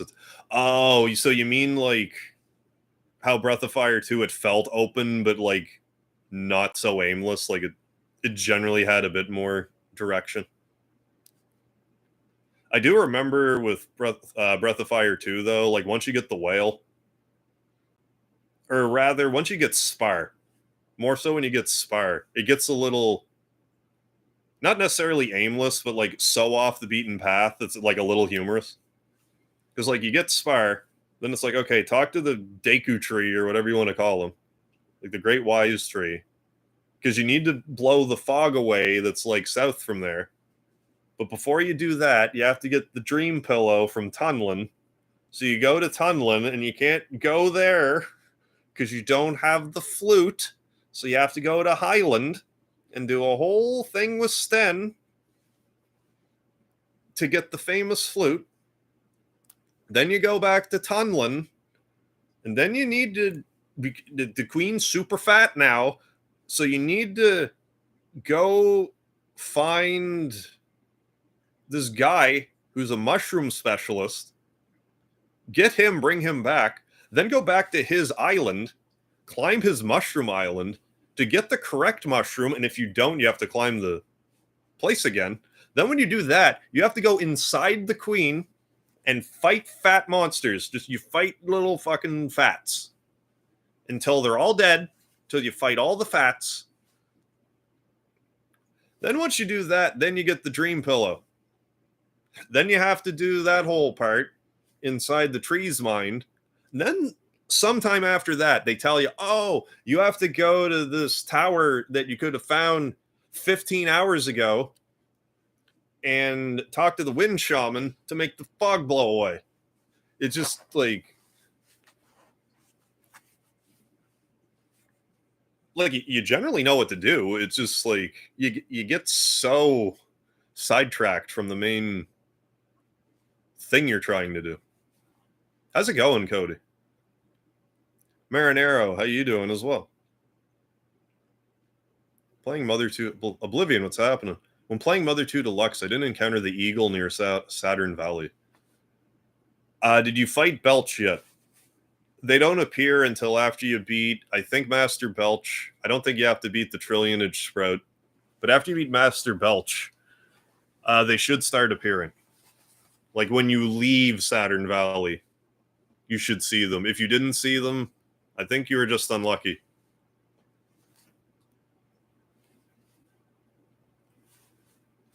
Yeah, that was the most confusing part of the game. But yeah, no, like loved it. Still do. Like I love the whole series, but even Dragon Quarter, which I maintain is a bad Breath of Fire game, but a good game. Yeah, Golden Fly Pudding Saga. Oh, it's awful. It's absolutely bad. It's awful. It's absolutely bad. It's awful, but I'm gonna take another bite and get the gold fly. they're trying to sabotage him with a fake jaw.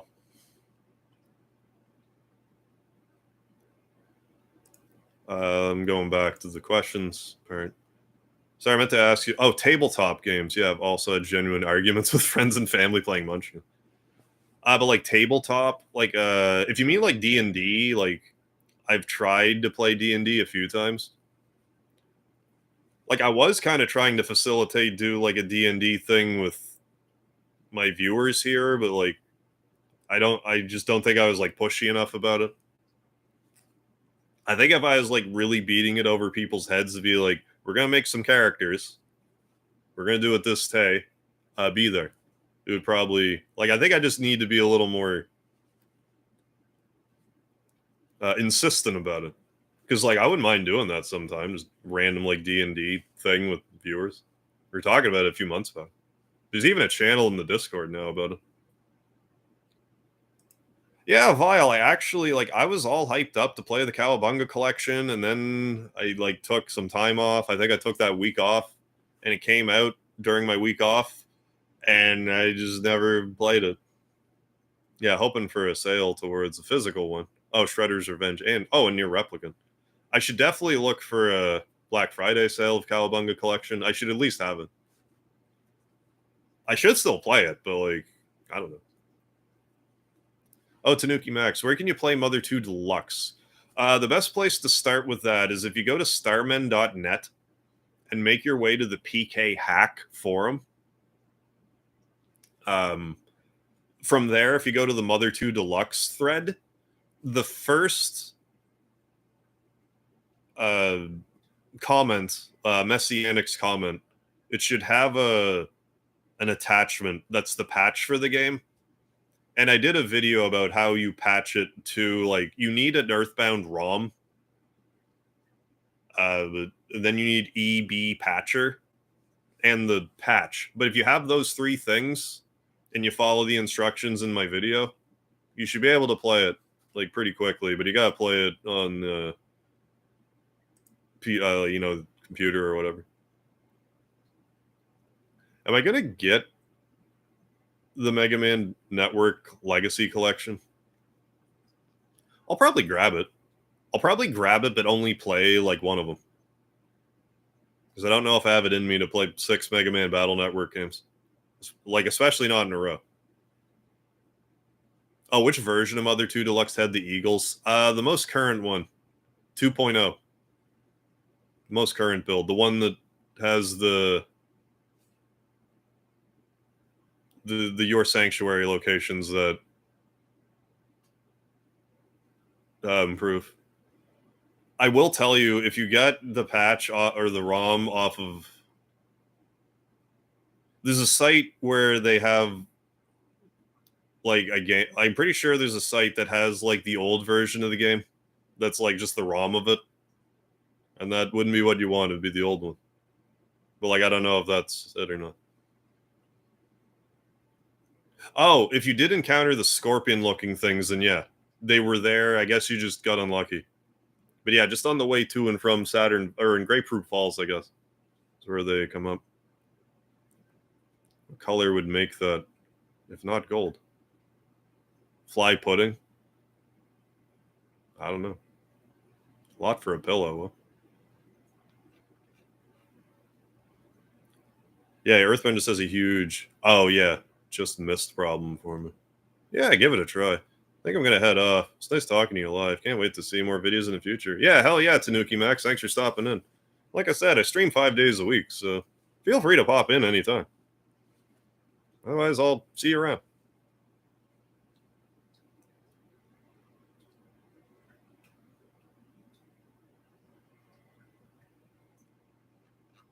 But yeah, if you did see the Titanies in the dig site, then you definitely got the right version. So I guess you just got a weird stroke of luck there.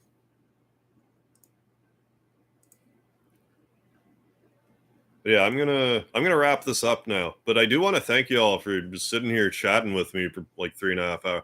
Like, I think I need to. I really do need to just like work in. I think having this Q&A section also kind of helps.